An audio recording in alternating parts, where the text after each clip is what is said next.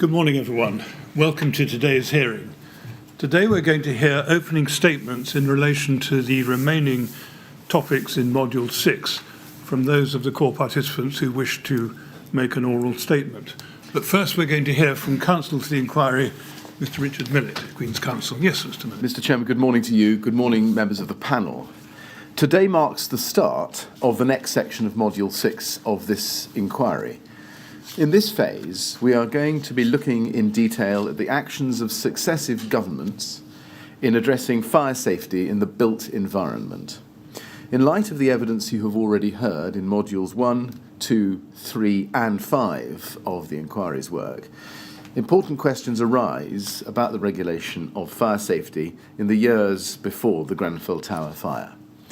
Anybody who has followed the work of this inquiry to date will appreciate that much has already been said, both by factual and by expert witnesses, about the adequacy and the clarity of the regulatory regime which applied to Grenfell Tower during the time of its refurbishment and its management, that is to say, principally the building regulations and the RRO.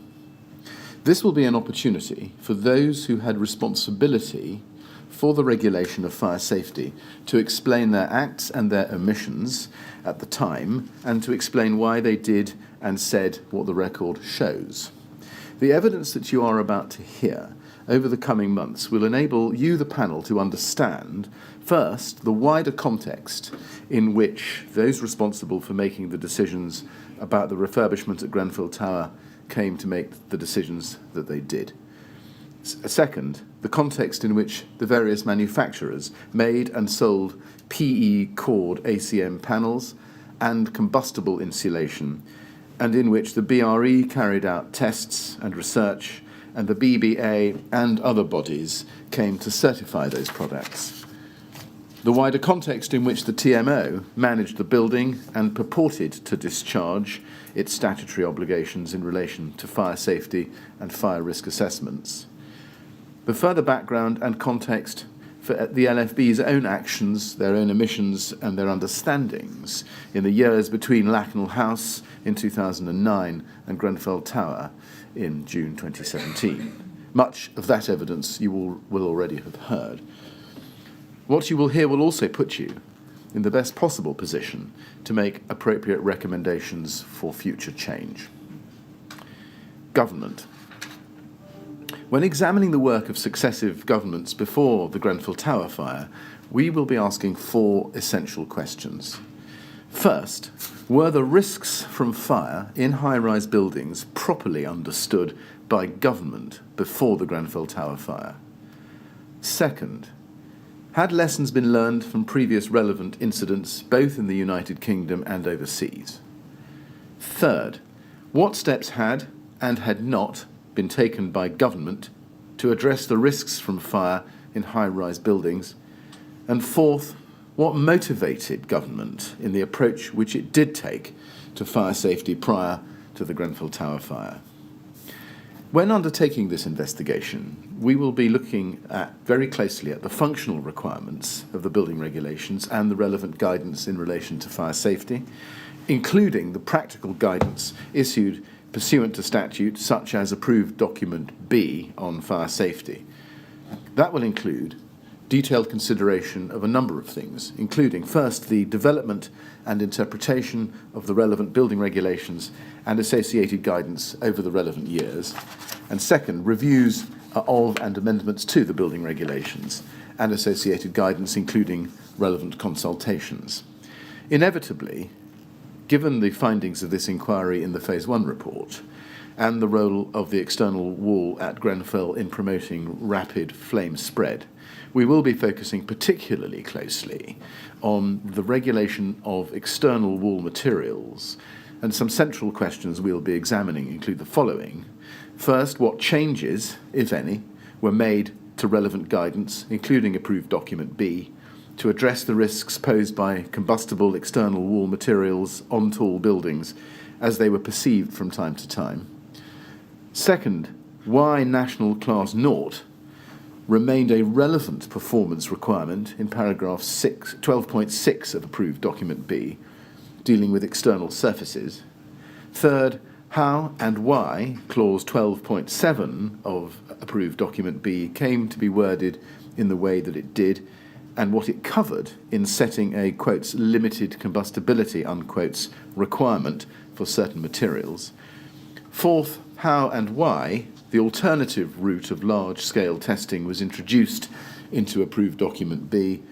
And finally, the emergence of desktop studies in 2014 as a further route to compliance with Approved Document B. We will be looking closely at government policy on relevant aspects of fire safety and the evidential or other basis for such policies. We will seek to understand what motivated government at different stages in its approach to fire safety and building regulation, and what it knew about the building industry, including its approach to compliance and its culture.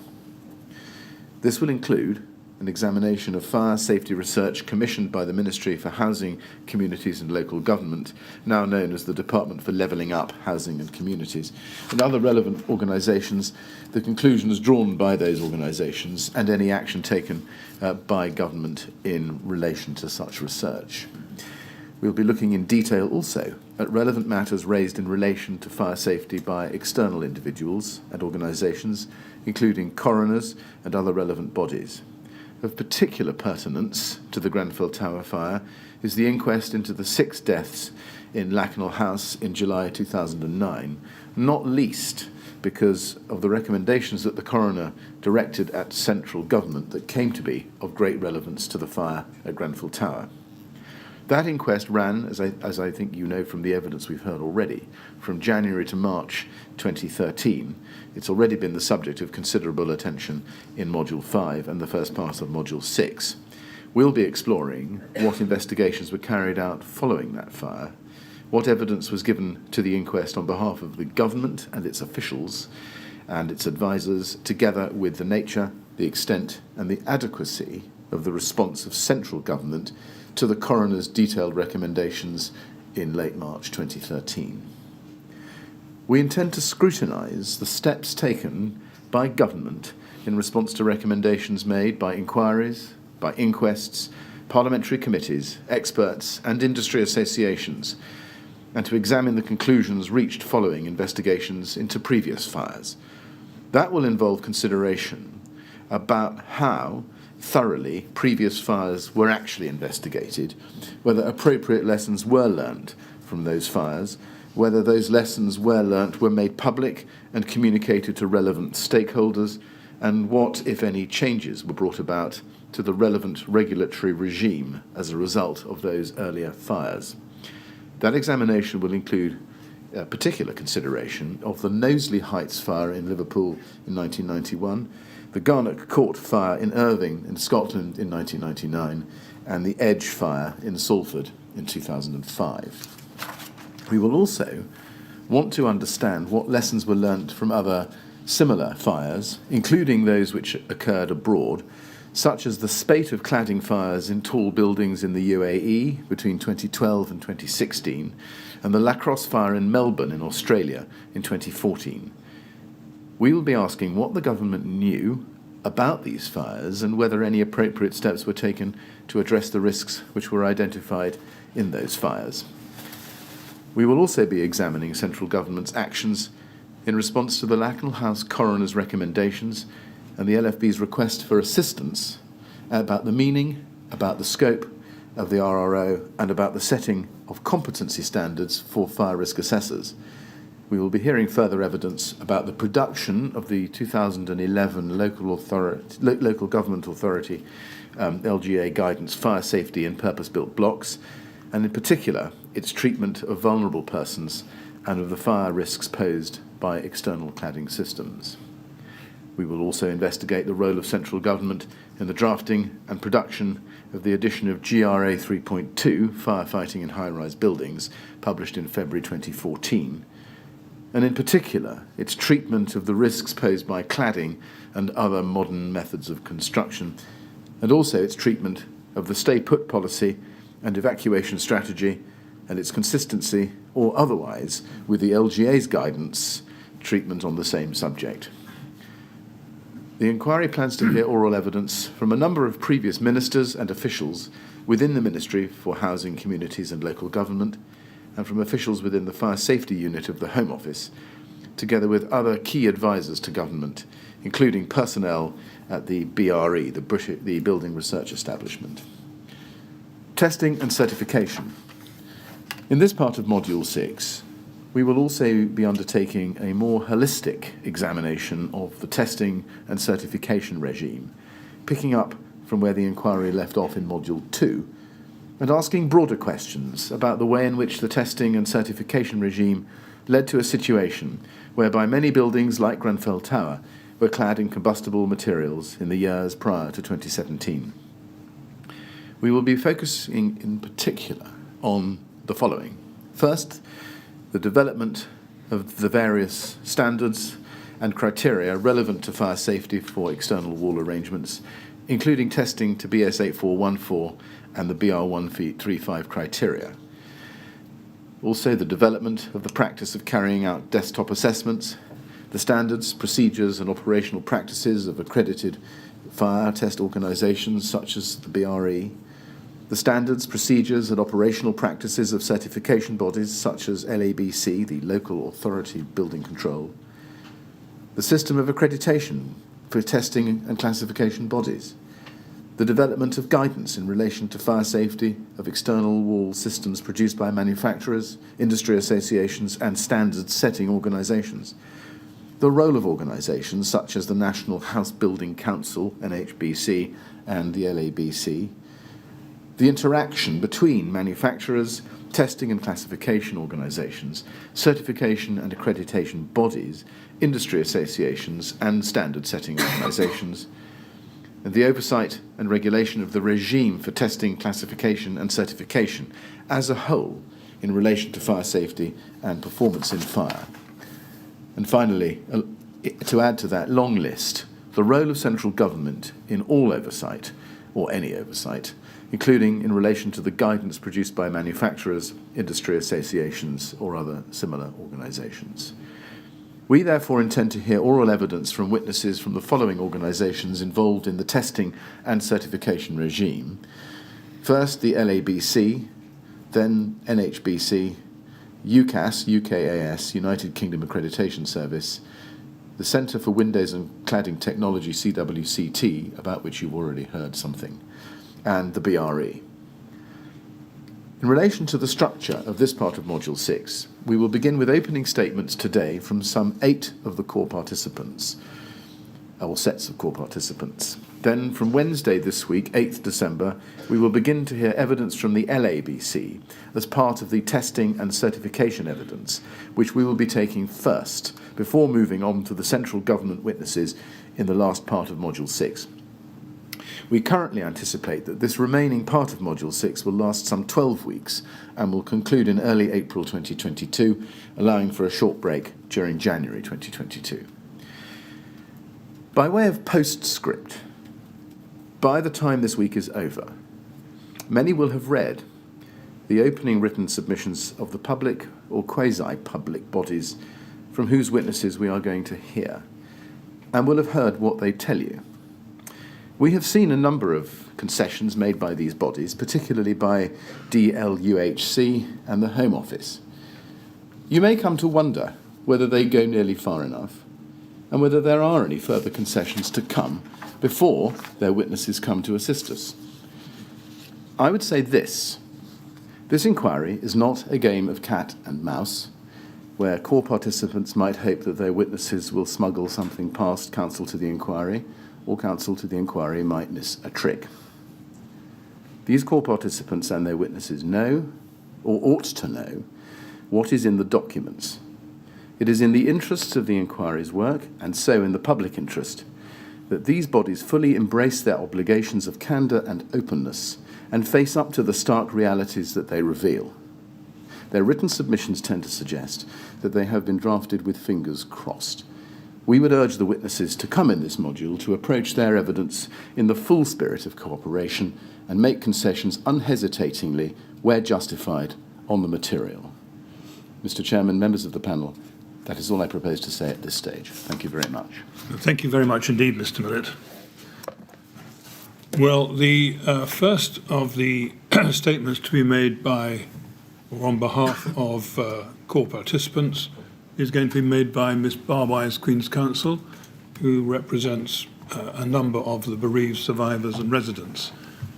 Good morning, Miss Barwise. Good morning, Mr. Chairman. You're ready to make your opening statement? I am, yes. Thank you very much. Well, then, off you go. You have our written submissions. I propose to begin with some opening remarks, second, an overview, third, Government's response to Lakanal House, fourth, Government's failures in relation to the regulatory reform order and other specific failures, and end with some closing remarks.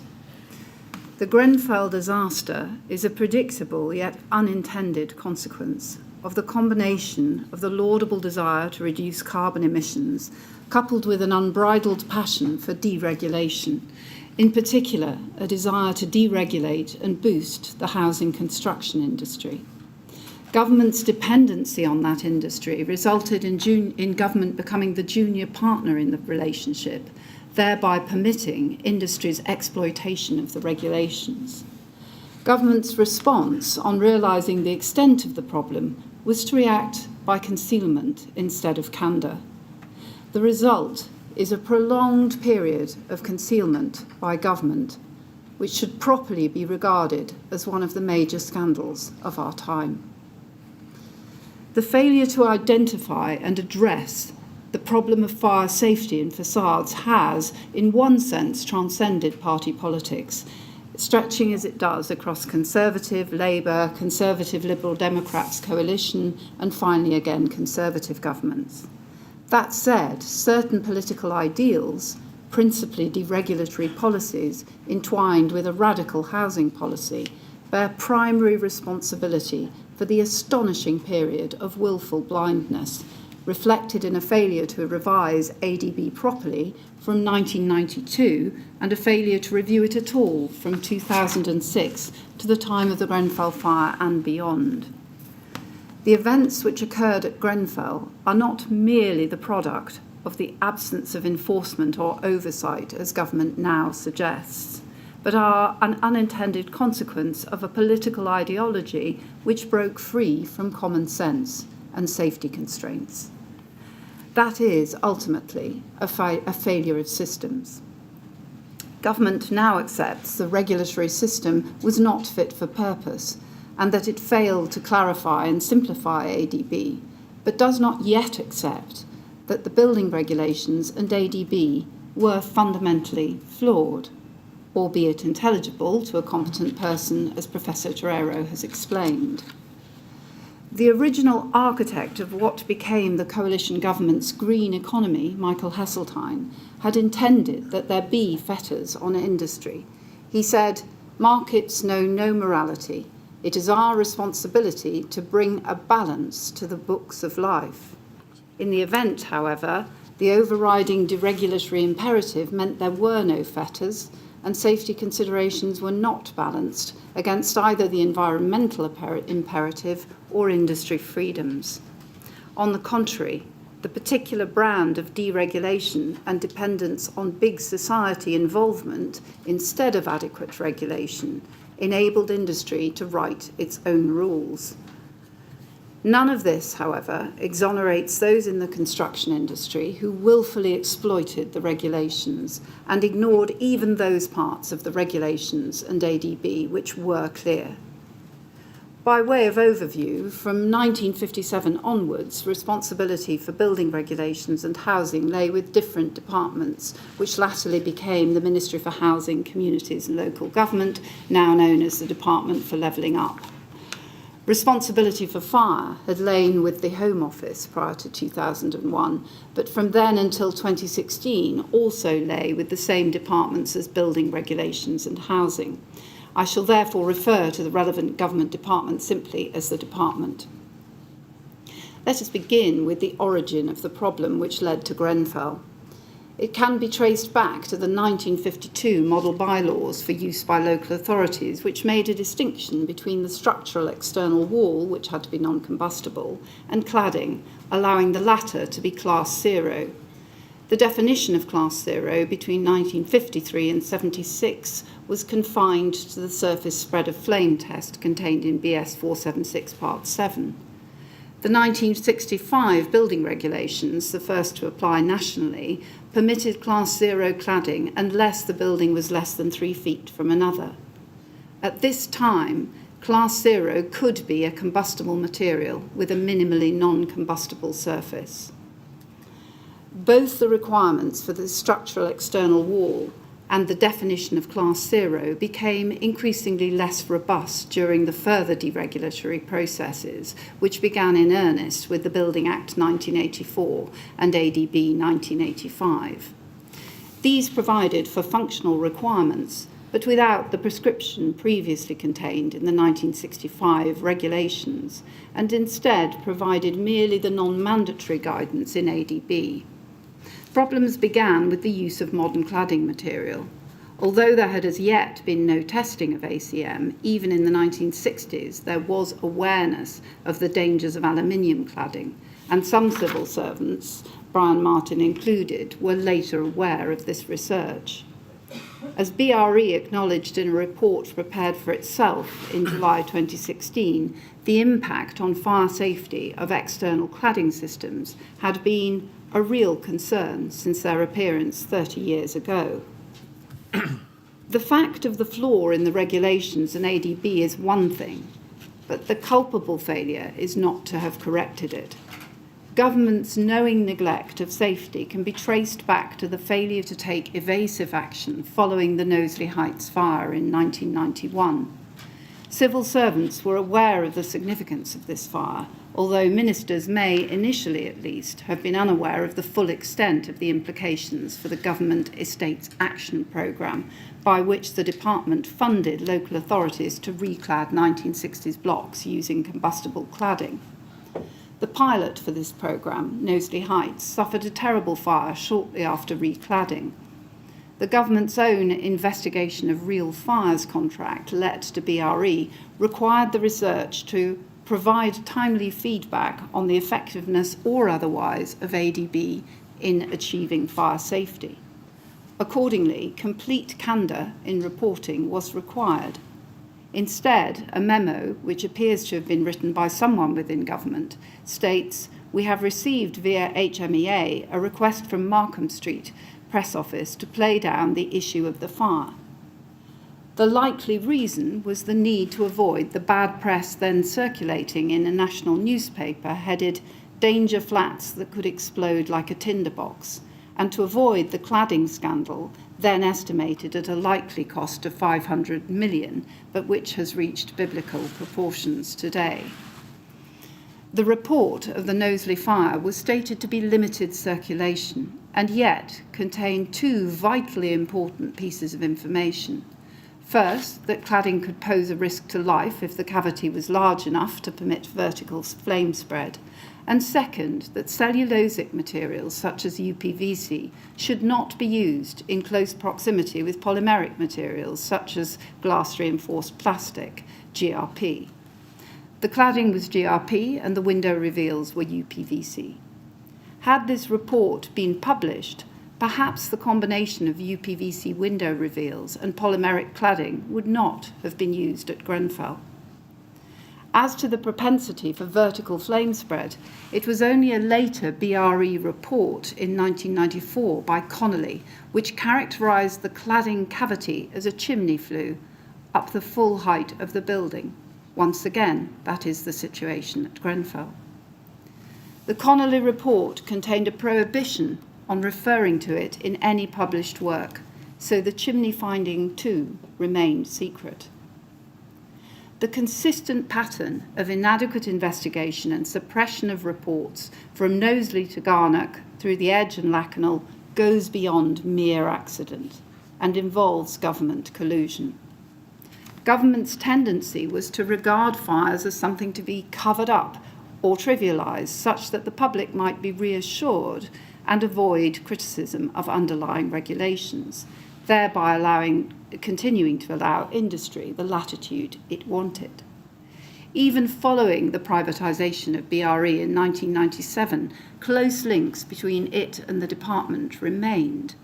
And Brian Martin, who would become a senior civil servant, was seconded to the department in 1999 before joining it in 2008.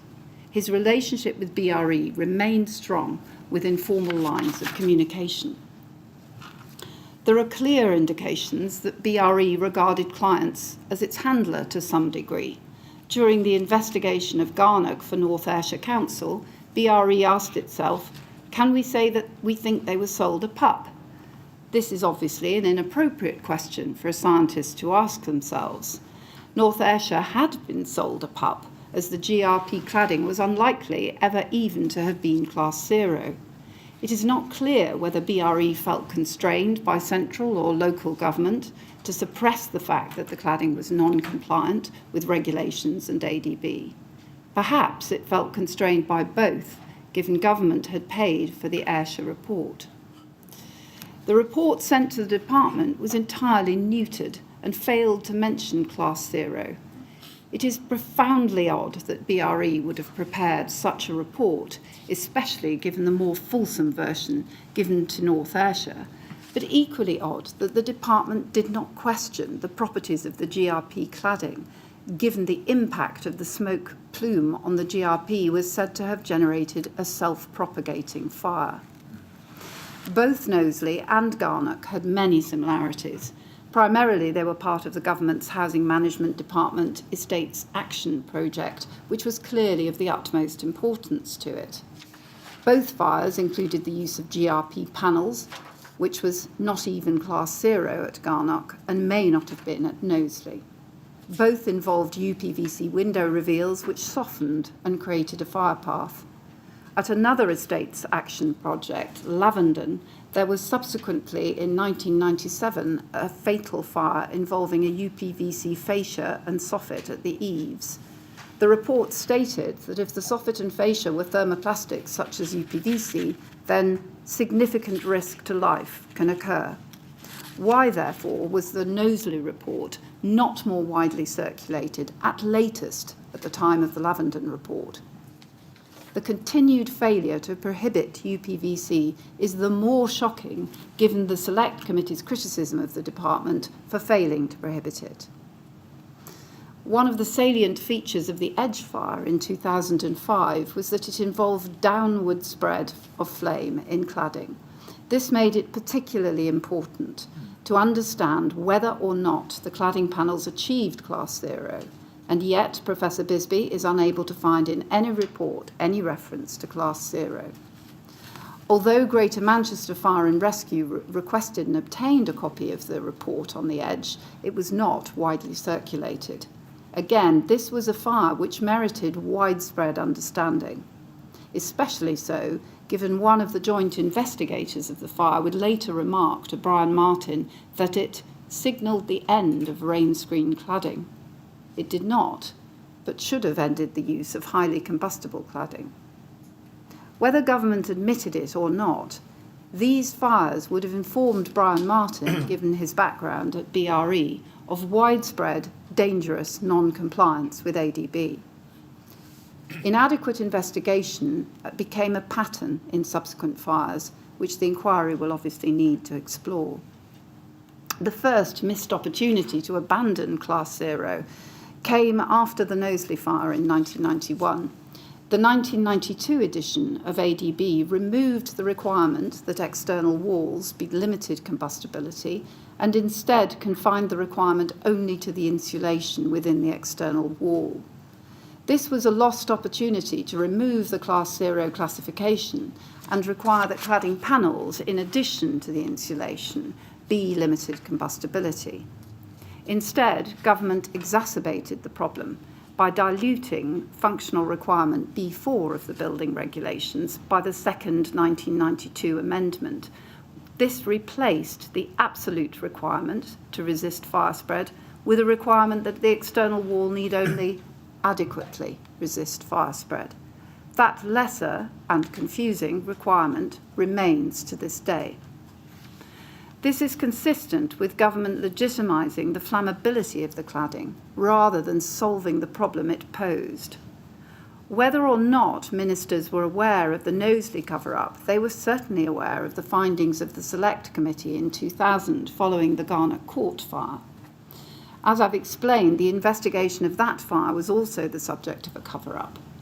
This tends to suggest the government did not want to know the extent to which cladding contributed to fire.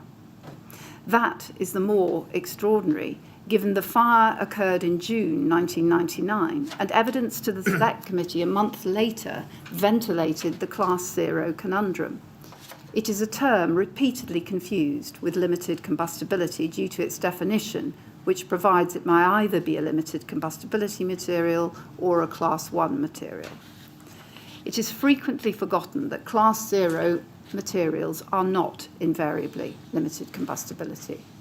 The term is predominantly, but not exclusively, a measure of the surface spread of flame, as it is a test for lining materials in which the cut edge of the specimen is not heated, I should say. The definition means Class 0 applies both to the surface of a material and also to the entire product, including composite products containing plastic or foam cores.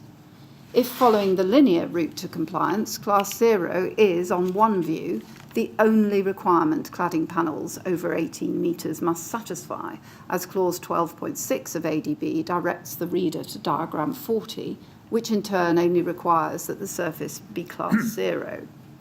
We do not hold that view, given the opinion of the inquiry's cladding expert, Mr. Sackler.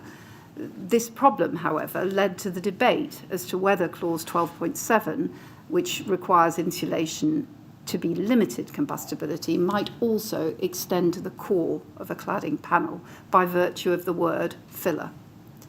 Government witnesses suggest that filler was introduced into Clause 12.7 in response to the Edge fire in 2005. Given, however, that the heading of 12.7, insulation products, was also introduced in that edition, it should not have been wasted on the draftsman that whatever filler meant, it was confined to insulation. If the amendment was made in response to the Edge, then the material they were concerned with was, the filler was a form of insulation, namely the core of a sandwich panel, even though it was used to stiffen, not insulate. Both we and Mr. Sackler do not rely on the word filler as imposing a duty to supply better than Class 0 panels. Rather, we rely on the functional requirement to ensure the walls adequately resist flame spread. Class 0 does not provide any significant fire safety, as the foam core may ignite, as was explained in evidence to the Select Committee. Despite the Select Committee's recommendation that Fire Test 9 should be substituted for Class 0, the classification was cynically retained. The explanation for government's refusal to withdraw Class 0 may be the radar research, which identified that adoption of the more realistic European tests, such as single burning item, would, quotes, discriminate against foil-faced insulation products. The problem with jointly procured industry and government research, such as radar, is the risk of conflict of interest. It appears the research was commissioned to give voice to building industry manufacturers' concern to ensure that no significant change to the regulatory status quo will occur due to the introduction of the new reaction to fire test methods. Kingspan was not shy in broadcasting government's industry's hold over government, proclaiming that government has stated it will not implement the new Euroclass system until the industry is ready to adopt it. The second missed opportunity to abandon Class 0 came following the 2000 Select Committee report, when the department retained BRE to assist in revising BR 135 by large-scale and other testing, and to develop further guidance for ADB. I will call this the BR 135 revision contract. The results of these testing programmes, carried out as early as 2001 and reported on in 2002, reveal the precise dangers of PE-ACM, even used in conjunction with mineral wool, and the unsuitability of Class 0 as a metric of flame spread. It is clear from these reports that a cladding system described as aluminium polyethylene core sheets using a glass wool insulation failed the large-scale test within just under 6 minutes. A full version of the report summarising the full-scale testing reveals that the crib fire for this test had to be extinguished at a mere 5 minutes and 45 seconds. When we remind ourselves that the crib is meant to remain ignited for 30 minutes, it's easy to understand why Professor Bisbee expresses disbelief that Class 0 was not withdrawn after September 22 reports of these 2001 tests. We venture further and consider it beggars belief that aluminium composite panels containing polyethylene were not expressly prohibited, given it was patently a material inconsistent with the adequate or indeed any inhibition of flame spread. This testing programme, taken together with other data government was receiving at the time, make it incredible that the national classes were not withdrawn. One of the BRE reports available to the department at the time made clear that certain combustible claddings can support unlimited vertical flame spread, but noted that less combustible ones do not. It was therefore clear beyond peradventure that combustible cladding posed the risk of unlimited vertical flame spread, which the department knew or should have known. High-rise buildings had no capacity to tolerate, as Professor Torero explains. The likely reason for government's failure to act is industry interference. As the Centre for Windows and Cladding Technology, CWCT, explained to BRE at the time, industry was concerned that the use of the large-scale test proposed in the BR 135 revision contract would result in rain screen cladding ceasing to be a permissible method of construction. That because all the rain screen claddings tested had failed in that programme. This CWCT claimed could lead to, quotes, economic consequences for the building industry and the UK as a whole. This may explain government's failure to abolish Class 0, contrary to the Select Committee's recommendation. If the Class 0 criterion in diagram 40 prevailed and the BS 8414 test was simply an alternative, then industry could avoid the test and continue using unsuitable Class 0 panels. Allied to this was government's failure to extend the requirement for limited combustibility to cladding panels as well as insulation. After the 2000 Select Committee, there were countless opportunities to withdraw Class 0, not least amongst them Lakanal House fire in 2009 and the further opportunity presented by the Deputy Coroner's recommendations in 2013.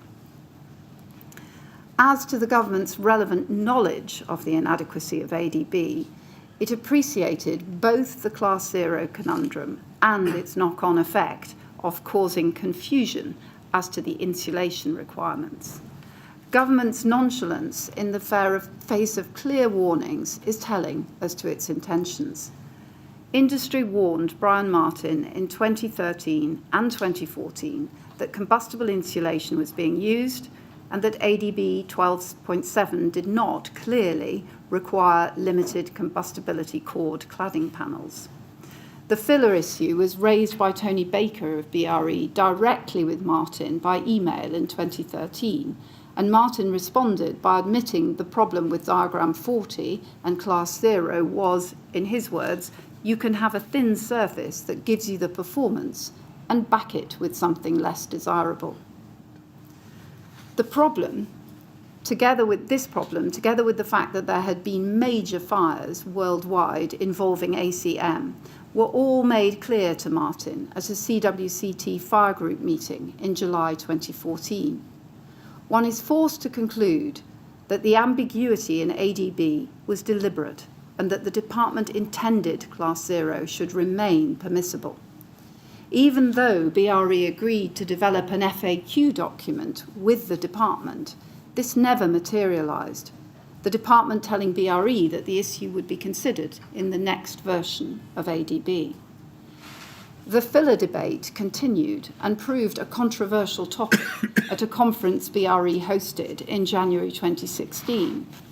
Martin's responses to a post-conference query on the meaning of filler make clear he had not taken BRE's advice seriously and did not intend to clarify the regulation since, as he said, he was not sure the text is all that ambiguous.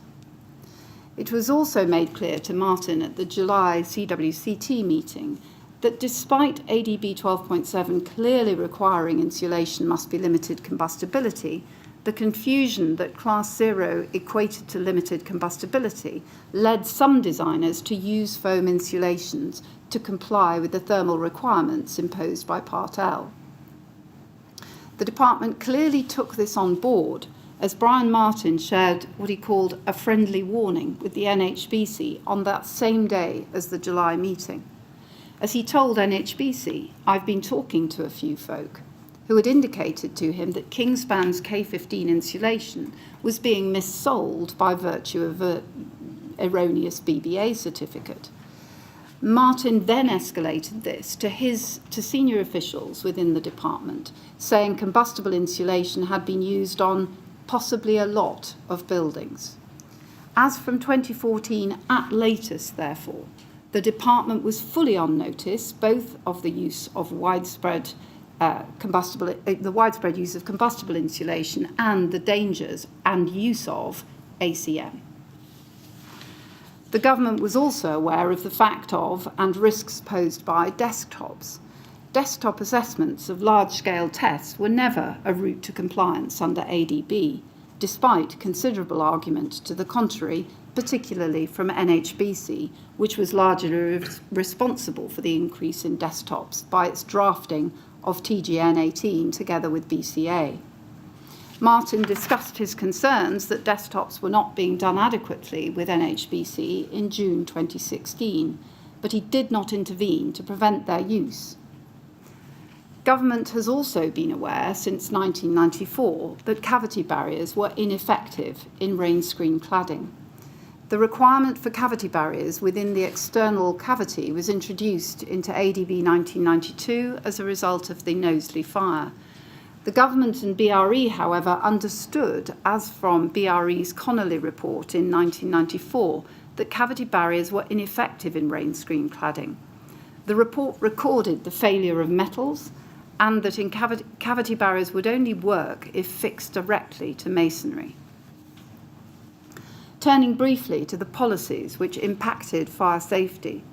First, the government's commitment to the housing construction sector began in October 2010 with the spending review, in which it planned over the next 4 to 5 years to reduce the regulatory burden on the house building sector, whilst also incentivising local authorities and communities to support housing growth. Increased housing was no doubt necessary, but our criticism is the unwavering commitment to the housing construction sector, even when it became clear it posed a threat to safety. The housing agenda was compounded by the one-in, one-out rule, which began in autumn 2010, requiring a deregulatory measure to be found of equivalent net cost for any new regulation introduced. Between 2010 and 2016, one in, one out became one in, two out, and ultimately one in, three out. Hard on the heels of the one in, one out came the budget moratorium in March 2011, which meant a waiver had to be obtained in order to make any changes to building regulations, and these had to be compensated for by cuts in the house building industry.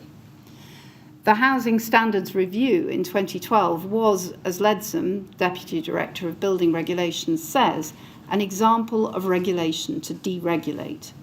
Ostensibly an exercise to remove contradictory standards, it was described by David Cameron as a bonfire of the building regulations.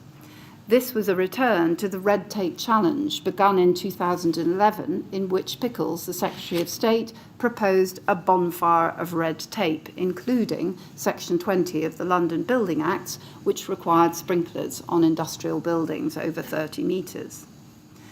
The 2015 Productivity Review, entitled Fixing the Foundations, Creating a More Prosperous Nation, was an impetus to compensate for the fallout of the financial crisis and boost boost productivity, including boosting the Northern Powerhouse by committing $13 billion to transport networks in the north, relaxing cladding laws, and building more affordable homes, together with support for first-time buyers.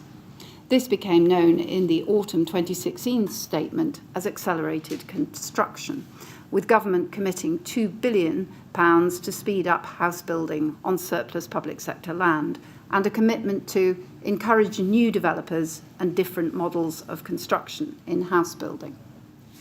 It seems, when considering the impact of the budget moratorium, the department gave consideration to the interplay between deregulation and the Article 2 of the European Convention on Human Rights' right to life, which imposed on government an obligation to have in place appropriate systems to safeguard life. Government's recognition that its self-inflicted regulatory paralysis risked breaching the right to life and yet continued inaction in relation to regulations and ADB is truly chilling. As Randall, the Director of Social Housing, would comment on the day of the Grenfell fire, some of the stuff about disproportionate burdens feels uncomfortable today. As to the impact of these policies on the review of building regulations, consultations in 2008, 2010 and 2012 were simply identifying opportunities to deregulate. The review in 2010 to 2013 comprised purely deregulatory and stylistic changes. Government's continued failure to revise ADB to correct the Class 0 conundrum and ambiguity as to the core of composite cladding products from 1992, when it had sufficient knowledge to do so, can only be justified by a desire to preserve the ambiguous status quo in order to give the construction industry the desired latitude. In order to preserve this status quo, and given its self-induced regulatory paralysis, government was drawn into ever more ridiculous exercises. Martin was asked in April 2015 to produce a worry list after the BRE 7 work streams, which had been commissioned in the wake of the Lakanal inquest, became available. Those reports indicated fundamental flaws in various aspects of ADB, and yet were not made public until February 2019 during a consultation on ADB. Martin's worry list was absurd in that, albeit it noted the government's position on sprinklers was becoming increasingly hard to defend, it omitted cladding as a concern. There then followed the saga of the ADB discussion document, originally proposed in spring 2015, pending the election. As originally proposed, it would have given ADB priority in the review queue, but instead, following government's 2015 productivity review involving yet further indulgence to the house building industry, all that was possible was a productivity review of all the approved documents, which took the form of yet further harvesting of deregulatory wins. The discussion document, totally lacking in substance as it was not published until 2017. A usability survey of users, also finally published in 2017, was equally pointless, being confined to canvassing views on style and usability, despite the substance being so flawed. Government was well aware of the flaws by then, not least because of the 7 workstream reports. This period of willful blindness, requiring a complete suspension of disbelief by civil service and ministers alike, was undoubtedly facilitated by the government's preoccupation with its radical housing agenda. This was compounded by the department priding itself on being a deregulatory department, and the fact that a single senior civil servant, Brian Martin, had responsibility for ADB for a prolonged period of nearly 20 years by the time of the Grenfell fire. He had been initially involved with ADB from 1999 when seconded to the department from BRE. He came to refer to ADB as almost like my third child. Not only was he too close to ADB to have any objectivity about its shortcomings, but clearly from a certain point he seemed to lack desire to do so, referring to himself as getting a bit stale. Even had he wanted to change, government's deregulatory imperatives would have made it practically impossible, perhaps a further demotivating factor for him. His perceived superior knowledge of ADB and fire safety rendered him untouchable, and his behaviour and that of his department with him became puerile and callous, particularly in his dealings with the all-party political group for fire safety. That group was understandably agitating for review of the building regulations and ADB. Civil servants knew they were endlessly procrastinating, producing discussion documents about the revision of the regulations and ADB and the building control system, rather than actually revising ADB. The department dressed up deregulatory measures as safety improvements and sat on the critical 7 workstream reports. Ministers may have been unwitting pawns, but if so, were foolish or naive. The coalition's government's self-avowed radical housing policy required rapid building of vastly increased number of homes, and that, coupled with the deregulatory policies, meant government could not impose burdens on industry. That, in turn, led government to allow industry to write its own rules, under the guise of empowering the citizen. That big society imperative, however well intended at the outset, and possibly triggered by the parlous financial state of the country following the 2008 financial crash, did not lead to citizen empowerment, but instead led to industry getting its own way. NHBC and BCA appear to have been lent on by Kingspan to write rules circumventing ADB, notably TGN 18, which legitimised desktops, and latterly NHBC's acceptability of common wall constructions. This was in itself a desktop which legitimised the use of ACM together with combustible insulation, the very combination which proved lethal at Grenfell. This occurred with government's tacit approval because it depended on industry to build both the houses as quickly and easily as possible and also to write the rules, government now having prevented itself from imposing burdens by regulating. As to the system of building control, it could only be as good as the flawed guidance on which it was based, as ADB was the benchmark used by building control bodies. The situation was undoubtedly worsened by the creation of private building control officers, namely approved inspectors, which led to competition between local authority building control and approved inspectors. That competition resulted in contractors becoming valued clients to be cherished rather than policed, resulting in a race to the bottom as government was made aware. It was an open secret that workmanship was terrible and that building control had become, as one building control body would later tell the LABC, in many cases morally corrupt and a mere commodity to be bought and cast aside as industry chooses. NHBC, in its capacity as improved inspector, recognised in 2016 the need not to allow commercial pressures to override life safety issues, noting, "Our reputation would be shredded if we knowingly let something go we knew was life-threatening and there was an accident." Nevertheless, it did precisely that.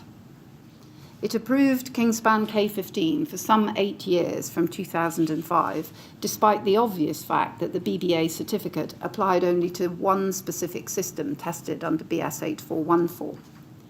NHBC continued to approve K15 even once alerted to the dangers in late 2013 by an independent facade engineer.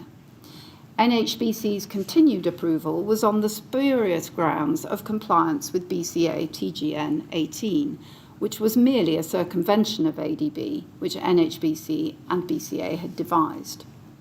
This circumvention was necessary in order to protect NHBC, which, as an approved inspector, had approved so many developments using K15. Even now, NHBC is disingenuous in its defence, pretending to have been alerted to the fact that K15 was not limited combustibility only by a change in the BBA certificate. In fact, NHBC was already aware K15 was not limited combustibility from November 2013, prior to the revision of the BBA certificate. LABC reveals itself as a spineless members' association, motivated primarily by a need to foster local authority building control bodies. Despite providing system approvals for products such as K15 and Celatex's RS5000, on which it knew BCOs and others would rely, LABC did not investigate the accuracy of these approvals, even when alerted back in 2011 to sharp practice by both Kingspan and Celatex. As to the test houses and certifiers, they were complicit in supporting the testing regime and therefore are a part of the problem. BRE is a wholly flawed organisation which has effectively sponsored Kingspan's activities for over a decade without raising the alarm, and has presided over a series of inadequate and dangerously misleading fire investigations, beginning with Knowsley and Garnock, continuing through the Edge and Lacanau.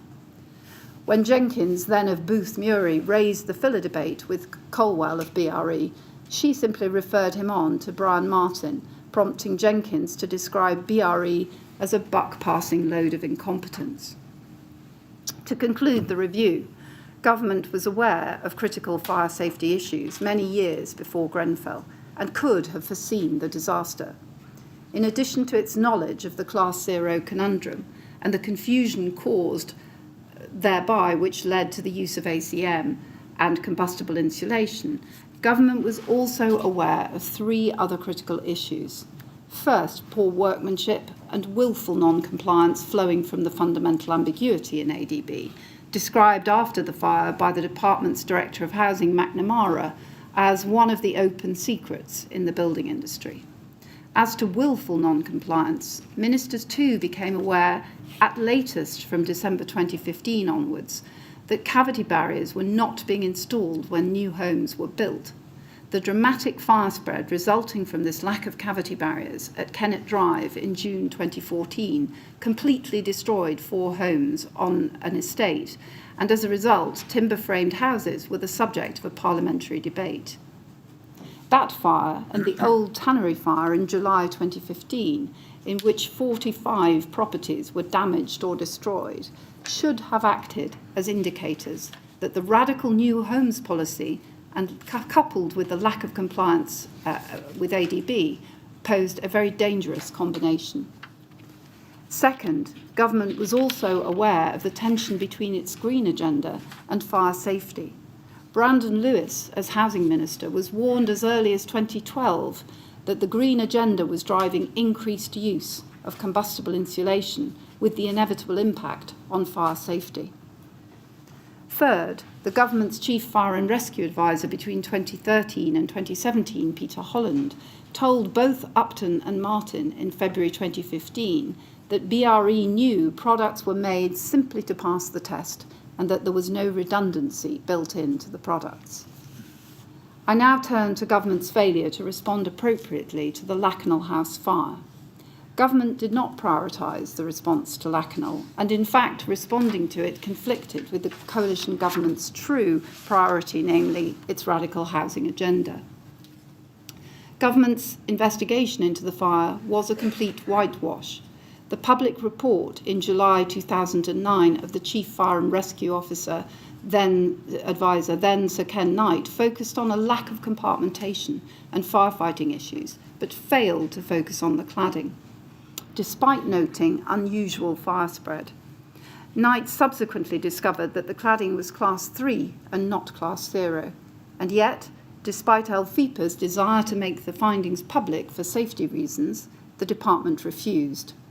The department's concern instead was to reassure, noting the need to avoid giving the impression that we believe all buildings of this construction are inherently unsafe.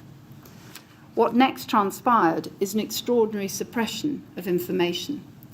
The department shut down the inquiry prematurely, without explanation, leaving it to LFIPA and the police to carry out further investigations. A grotesque abdication of responsibility.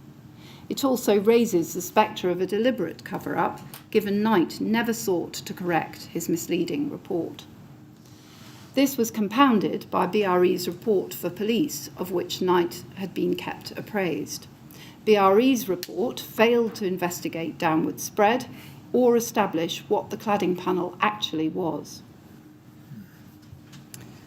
Government's response to the inquest was equally misleading.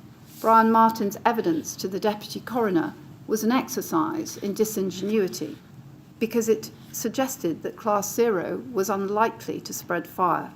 At no point did he suggest that Class 0 was an inadequate metric and ought to be abandoned. The department now claims, by its opening, that its response to the Deputy Coroner's Rule 43 recommendations letter fulfilled its statutory obligations. We disagree. Nothing meaningful whatsoever was done by way of response. The department concedes that it missed the opportunity to ensure the system was fit for purpose, and with that we agree. But we reject the implicit submission that the missed opportunity was accidental. The department's suppression of the critical information as to the nature of the cladding removes the possibility of accident. The Rule 43 letter recommended first that the department provide clear guidance on the definition of common parts under the RRO and the scope of the inspection required for a fire risk assessment or FRA. Second, that the department encourage providers in high-rise buildings to consider retrofitting sprinklers. And third, that the department review ADB to ensure it gave clear guidance on B4. Starting with the definition of common parts and scope of the FRA, following the fire, the department commissioned the LGA guide to give guidance as to landlords and risk assessors. They did not give adequate guidance. This guide did not give adequate guidance on the FRA scope, namely the need to inspect flat entrance doors and consider the external walls. Pickles's response to the Deputy Coroner relied on the LGA guide as guidance under Article 50 of the RRO, yet despite offering to do so, the department failed to review the LGA guide. It also failed to consider what the scope of the RRO should be against what it actually said. Instead, abdicating its responsibility, the department considered the question would be for the courts to decide and refused to address the underlying policy question, other than to repeat the original policy intent. This contradicted the department's stance in the immediate wake of the Lacanau fire, when the department's housing section had indicated the risk assessor should consider the structure between flats and common parts. In the department's post-Grenfell internal communications, the only steps recorded against the definition of common parts or scope of FRA was Pickles's response to the coroner. Nothing was done. As to the second recommendation, sprinklers, the department's reply to the coroner simply attached the letter sent to local authorities and private registered housing providers following Shirley Towers. This limp-wristed letter had itself been sent to create the impression of proactivity, given considerable press and media interest, and the department's desire, as it said, to be able to say that DCLG is taking action. It was, however, clear that the department had no intention of promoting sprinklers, internally acknowledging that it would need a defensive line against them. As to the third recommendation, namely the review of building regulations and ADB, this had not been done by the time of the Grenfell fire. The critical review of ADB was instead wrapped up in a wholesale review of the approved documents, which was nothing more than a deregulatory cull of provisions. The department now admits the urgent review of ADB should not have been folded into the wider review. Again, any implicit suggestion of mere oversight is rejected.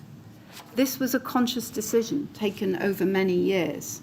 The opportunity to review ADB kept being presented, and as late as September 2015, Harrell, head of technical policy in the Building Regulations Division, was aware, as he said, that the documents themselves are in urgent need of comprehensive review to address problems created by many decades of iterative change. Pickles, in his response to the coroner, volunteered a review of the competent persons scheme for window installers, even though this had not been requested and was not causative at Lakanal. It was a purely deregulatory measure giving scheme providers the ability to write their own rules, which the department had already intended to implement. In any event, as Martin admits, he did not in fact follow through with the review. I now turn to government's wider failures. These include, first, failure to ensure that the fire safety regime, the RRO, was adequately supported by guidance. Whilst in Dr. Lane's opinion, the guidance was intelligible, as a competent person would have read it in its entirety, it was unclear in relation to both the ambit of the RRO and whether the scope of an FRA extended to leaseholder doors and external walls, and whether PEEPs were required in general needs housing blocks. The government should not have deferred to industry for sector-led guidance, which principally derived from Todd, but should instead have ensured clear, cohesive guidance was provided. The department was aware of the PEEPs issue shortly after the LGA guide was drafted, as it was copied on an email received from a consultancy pointing out that the LGA guide's position on PEEPs was contrary to law. With the department's approval, Todd's office drafted a tendentious and incorrect response to the letter, suggesting that a vulnerable or disabled person should simply remain in their flat and await rescue by the fire and rescue services. The final response sent by LGG disingenuously relied on stay put, rather than explaining the true rationale for LGA's position on PEEPs, namely to avoid imposing disproportionate burdens on landlords, which was the department's position at the time. A further failure is government's abdication of responsibility for producing competence criteria for fire risk assessors, leaving it instead to the fire safety sector. Government chose not to legislate to require that only a person defined as a risk assessor may carry out FRAs, and did not expressly require such a person to be competent, but Lakanal provided a trigger for improving the competency of risk assessors. During the process of government shuffling off responsibility for drafting competency criteria onto the Fire Sector Federation, government was made aware that a nationally accredited register of UCAS-accredited risk assessors was necessary to avoid competency standards defaulting to their lowest level. Yet, in the end, government left it to the FSF to resolve. FSF discussed setting up a self-financing scheme, but it didn't come to fruition. Industry cannot be allowed to produce guidance because it does not speak with one voice. Like most sectors, it contains good actors and bad actors. Unfortunately, the bad actors are often the most vocal, having more to protect themselves against. Kingspan demonstrates this point perfectly. Its opening submissions are an ode to the BS 8414 test. Having completely abused and exploited the BS 8414 system for over a decade, making light of it as they did so, they now seek to use this inquiry as a vehicle to advocate large-scale testing because their ability to market their products depends upon it. Two other government failures are of broad relevance to the Grenfell disaster. First, government failed those with disabilities over a prolonged period. The department was aware from July 2004 that the ADB guidance on means of escape for those with disabilities was clearly inadequate. The department was reminded in 2012 that it had received a run of letters complaining that ADB doesn't provide adequate means of escape for disabled people. Yet again, Martin defaulted to his standard position that it was for industry, professional bodies, not the department, to draft the guidance and explain ADB to its members. The finally produced BRE Workstream 7 report in February 2015 also makes clear that the majority of users were vehemently critical of the guidance for means of escape for those with disabilities. It read, "Much more needs to be done to educate designers about the wide range of needs that arise. The world needs much more practical guidance on managing evacuation of disabled people." This clear criticism sits ill with the report's conclusion that ADB is considered to be sufficient to provide minimum guidance. Despite Martin noting these concerns in his April 2015 War Book, a brief for new ministers, no further guidance or amendment to ADB was made by the time of the Grenfell fire. Second, government was aware of underfunding of social housing and problems with tenant management organisations, but failed to act. In the Conservative 2010 emergency budget, council spending was to be cut at a rate of 7.1% over a period of 4 years, and thereafter remained constrained. Following the Grenfell fire, McNamara, the Director General of Housing, admitted the department knew that housing benefit did not pay for housing costs in large parts of the country. She questioned the extent to which government had incentivised RBKC's choice of contractor, which had underquoted by orders of magnitude compared to other bidders. McNamara also asked, did the regulator know the TMO was failing? The answer is that it did. Barwise was made aware, by virtue of an appeal to him as Secretary of State, of the problems which existed with MMAs and TMOs impacting on, for example, safety of gas supply and the problems caused by inadequate funding. Finally, a few thoughts by way of closing remarks. Grenfell is a lens to see how we are governed. The failures are system failures. If the civil service is known for its poor institutional memories, ministers have little hope. They are often, if not invariably, not in any way expert in the sector into which they are parachuted, often there only briefly, and there does not appear to be any handover between ministers to alert incomers of problematic issues. The civil service now lacks technical expertise, so government is entirely dependent on industry.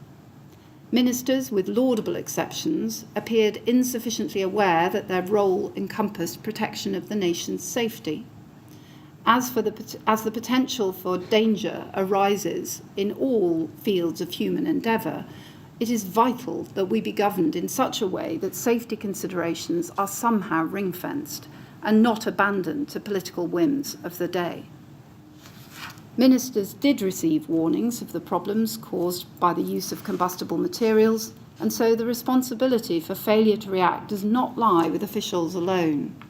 In particular, the political subterfuge in 2015 or 2016, whereby very high-level civil servants persuaded ministers to write to each other in a desperate attempt to progress the review of ADB, should have warned ministers that urgent action was needed. That was well before Leadsom received his warning from Harrell in May 2017 that we or ministers are increasingly vulnerable to some or all of these risks becoming material and government being held to account for being inactive. There is a need for greater accountability. Select committees are the only respected internal scrutiny method, but even then, their recommendation to abandon Class 0 was not heeded. All-party political groups are too numerous, and there is the perennial risk that they are reduced to mere lobbying groups, which may explain the ease with which Martin and others were able to brush off the fire safety group's concerns. On an individual level, Martin appears to have escaped unscathed, indeed being promoted to head of technical policy, despite presiding over one of the major scandals of our time. As for government and industry post-Grenfell, we shouldn't discuss these issues as if they're historical. There's every reason to believe that little has changed despite Grenfell. ADB guidance remains fundamentally flawed. Desktops banned following the fire have been legitimised by BS 9414. Todd's position that PEEPs should not be required in general needs housing was legitimised in a new version of PAS 79, despite the inquiry's Phase 1 recommendations to the contrary. That was only withdrawn following a proposed application for judicial review of the decision to publish. 3.5 years after the fire, although the RRO has been amended to clarify that its scope extends to flat entrance doors and external walls, it has not been amended to expressly require that the person carrying out the fire risk assessment be both competent and a risk assessor. There is still no national register of accredited risk assessors, despite the post-Lakanal drive to create one. These are both government and industry failures, as the former shrugs off responsibility onto industry and industry defaults to what suits it best. One would have thought the horror of Grenfell, in which a disproportionately high number of those who died were disabled or vulnerable, would have dissuaded those who sought to publish the revised version of PAS 79, not least in the middle of a government consultation on the subject. The need for the inquiry to make urgent and wide-ranging recommendations is clear. Thank you, sir. Well, thank you very much, Ms. Barwise. There's a lot there for us to consider. Thank you. Well, at that point, I think we'll take the break for the morning. We'll resume at 11:30 when we shall hear the next opening statement. Thank you very much. 11:30, please.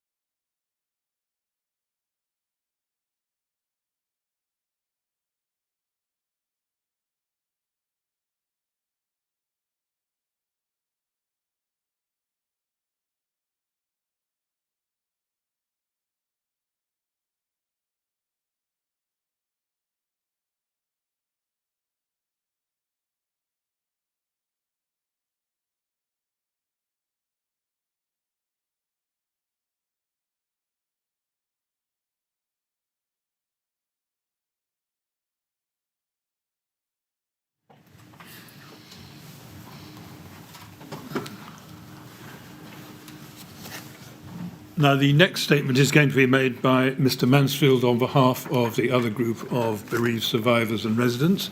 Good morning, Mr. Mansfield. Good morning, sir.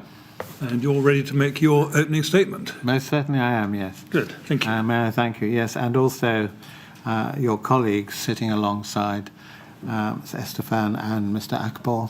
Good morning. I'm taking stock because may I pay tribute to the previous statement and submissions, because not only do we adopt a large measure of them, I'm certainly not intending to repeat those matters which we had intended to reinforce. So they've been made very succinctly, so I don't go over that ground. However, I do wish, if I may, first of all, just to indicate that subject to your own agreement, the timing of this section is split rather differently. In other words, I'm going to take rather longer than 45 minutes. I've agreed with Mr. Williamson, unless he's changed his mind in his incubation period, where he's elsewhere. 55 minutes I might take. I might take a little less, as long as that's acceptable to you and it doesn't disturb. And I take it Mr. Williamson has tailored his remarks accordingly. Yes, he has. So in other words, the overall time slot will be exactly as it was before. Yeah. Right, thank you. I better take my watch off so I can watch the time. Or I can't see the clock over there. So it's a matter that will have occurred to you already, but it needs to one needs to step back, and we are reaching. We would submit on behalf of Team 2 the kernel of this inquiry, because the aspect of governance is perhaps, I mean, every section is important, but it's that a supervening importance to the ones you've heard before. It not only underpins but overlays everything that has happened in the Grenfell case, described on a previous occasion as a disaster of human rights, and a shocking disaster, one in which there has been a serious disregard, democratic disregard of swathes of our society, who unfortunately, some of whom were burnt to death on that day. So, bearing how serious it is, one has to ask the inevitable question, why did this happen in this way? How had it got so bad? We say there is something beyond, I think a word that's been used this morning, the whim of those in power. This wasn't a whim, we don't say. We say, and we do adopt other words that have been used, that there was a deliberate policy by government to not only mislead the public, but also to afford and facilitate a hostile environment. This time, not so much to do with those coming from abroad, but for those who are living here. The hostile environment, namely, that health and safety. So it's more than a radical housing agenda. It's a step beyond that. What lies and overlays and underpins everything you're listening to in terms of evidence, and will continue to listen to in this section. Everything that is, in a sense, underpinning it and is the backcloth, is this hostile environment in which health and safety is diminished. Health and safety is disregarded. Health and safety is seen as an obstruction to business, enterprise, and so on. Now, once you go that extra step, it's not just a radical housing program, it is in fact a form of social engineering that has been happening here. And deliberate social engineering, not as an oversight, nothing that you've heard so far, nor that you will hear in this part of Module 6, was an accident, was an oversight, was somehow something they just missed, or even a level of incompetence. No, far, far worse. And we say it's looking at a mindset, a political mindset, which actually doesn't remain at the level at which it's broadcast, and I'll come back to it a little later. It doesn't remain at that level. It percolates through to every level because it infuses in each of the citizens of the country, as well as those obviously at levels at which they're managing property, overseeing property, constructing property, refurbishing property. If at the back of their minds, almost as an unconscious layer within their thinking is, that's all right, we don't need to bother about fire safety, I'll be specific, because we have, if you like, a license from those who govern that actually we've got to, in a sense, do away with it because, well, the burning of the bonfires, however you want to describe it, that is the license, that's the permission, that's the collusion, creates an entirely different environment. The one in which all those, they're worse than misdemeanors, the catalogue you've heard this morning, are committed because those in government either consciously do it or unconsciously do it because they think that they are going to be, as it were, excused by their mentors and their governors. And this is an attitude which we say has to be banished. It's not a political whim that comes and goes. This is something that is fundamental to all our human rights in terms of survival in the future. And of course will bear upon, no doubt, a future stage, hopefully, possibly next year, when you come to sit down together to consider what recommendations you're going to make. Because I've certainly made this point before, you can have what regulations you want, what statutes you want, whatever you want.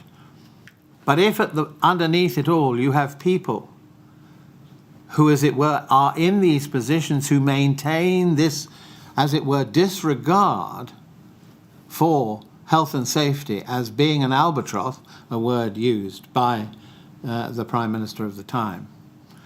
Until that is dispensed with, until there is a recognition that respect has to be shown to safety and to people. And it brings me to a second point before just dealing with the framework. In this section, we say we've called them the reflective questions. You may be aware of what they are.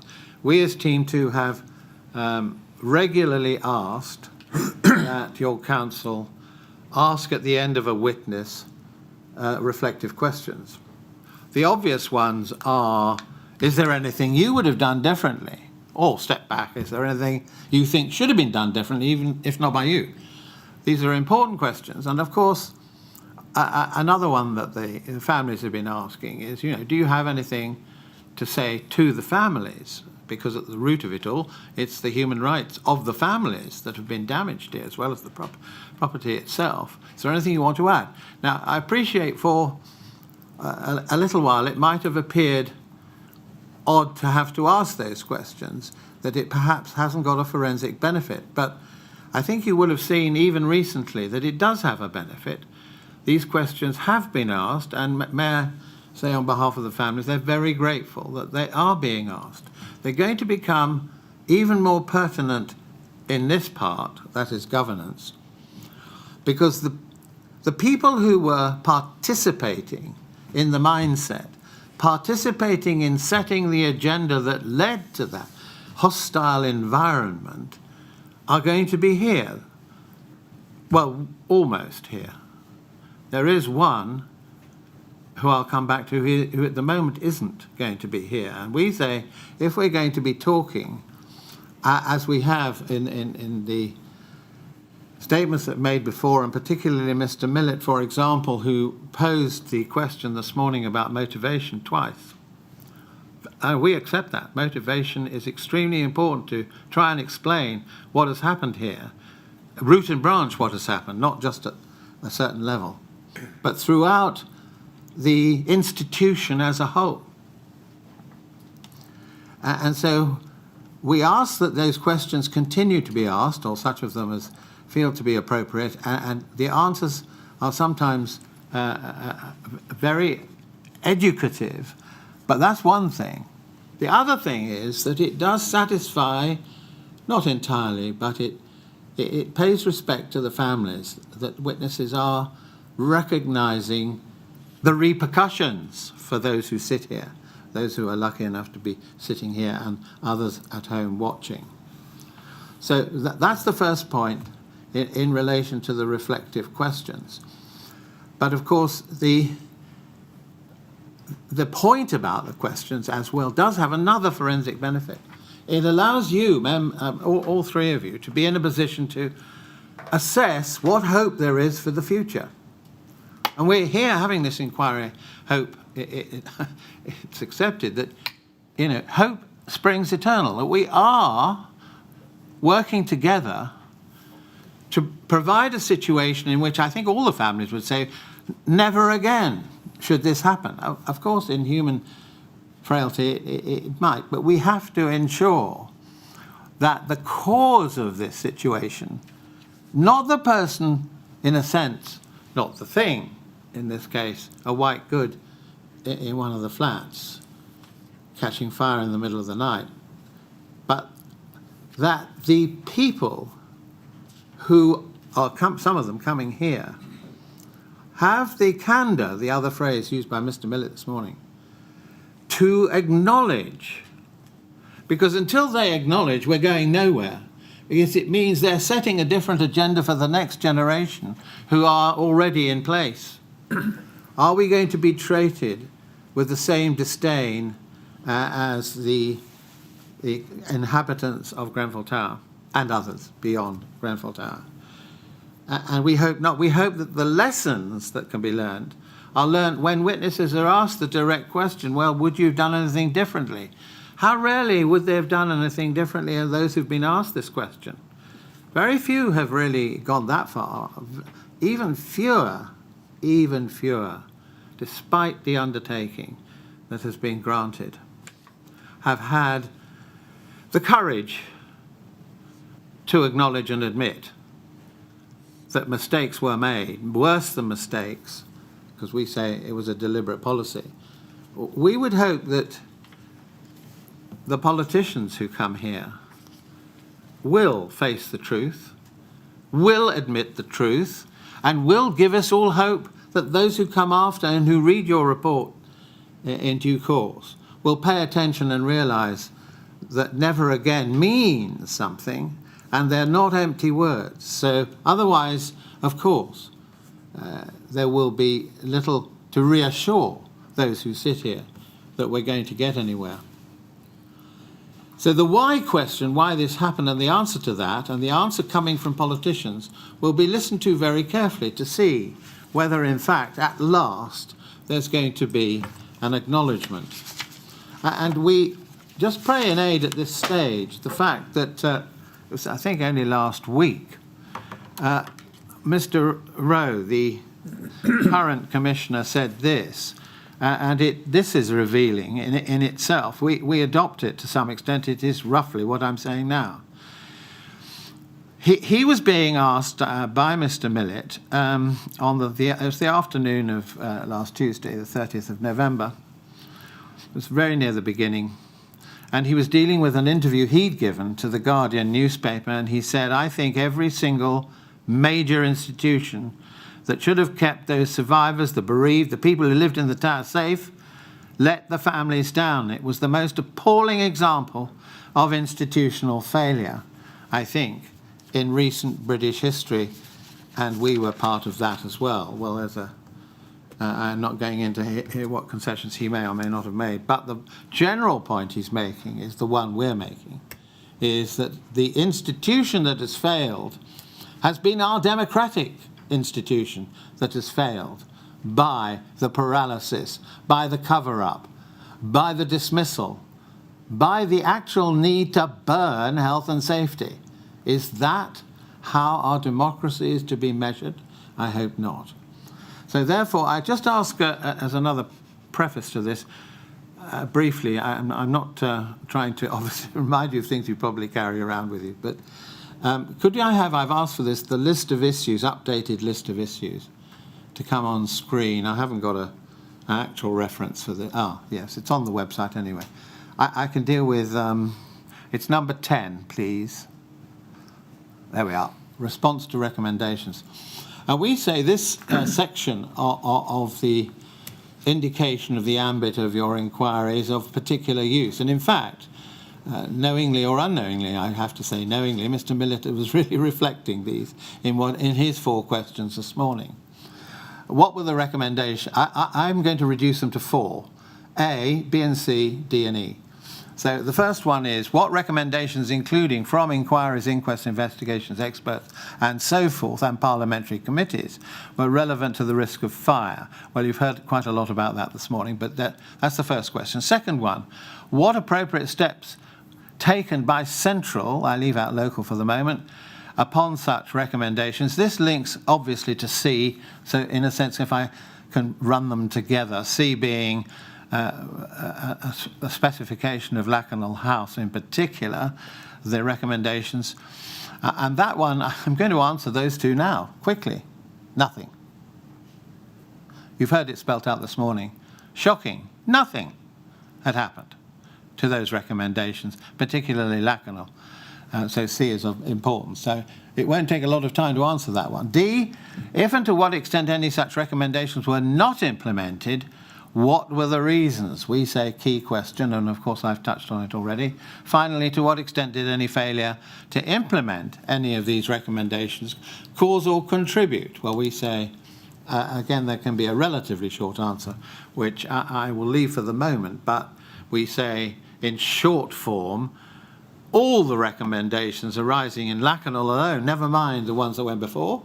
There were other inquests suggesting sprinklers, other reports, and so on. So there was a matrix of other reports and recommendations reflecting exactly what was coming out of Lakanal.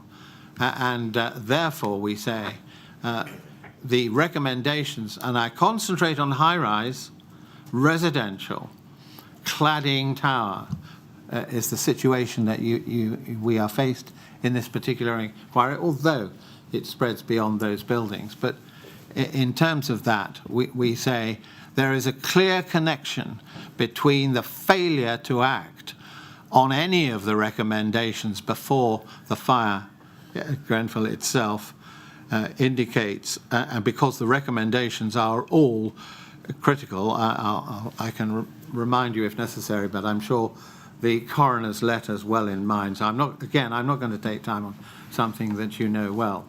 So may I then, just before picking up on bearing those questions in mind, just before I embark on the first one, in which I'm going to add very little, but sometimes there's a kind of what I call a benchmark or a litmus test, which you can bear in mind as we've already gone through this morning and go through now. And that is this. It's something that Lord Pickles has put in his statement. And I've asked actually that it can be put up.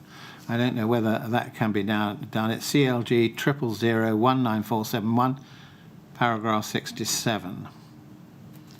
Paragraph 67 of Lord Pickles' statement, please, but if it can't be found too quickly, I'll repeat the reference. It's CLG 000, there we are, 19471, paragraph 67. There we are. Thank you. Certainly helps people like me. I just read it because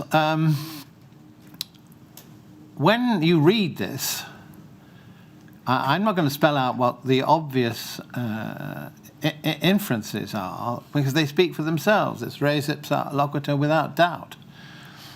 During my tenure as Secretary of State, save for the matters raised in respect of Lakanal House fire, I do not recall that the issue of the guidance in approved document B and the potential industry use of combustible materials in external cladding systems was ever raised with me And then he goes on about timber frame buildings and so on. Well, I think I can have what some people call a pregnant pause at the end of that. But bear that in mind. That's what he's saying. And he is deputed by the Prime Minister as the representative of the big society. The big man, he was described as, representing the big society. And the changes that were being, as it were, funneled and channeled through him are the ones I've already touched on briefly. So bear that in mind as you go through, and I'm going to rattle through, if I may, but not too fast, in terms of the first question, in other words, what are the reports and inquests. But I'm going to start with one which hasn't been mentioned today.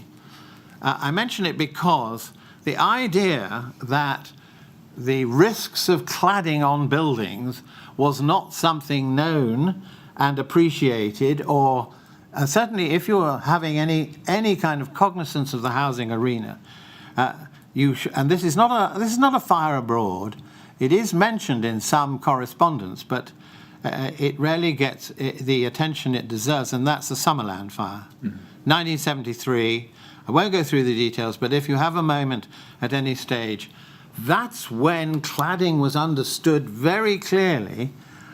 It wasn't high-rise, appreciate that, had three different kinds of combustible material, one of which was a cladding material, galbestos. It contained, perhaps obviously, asbestos.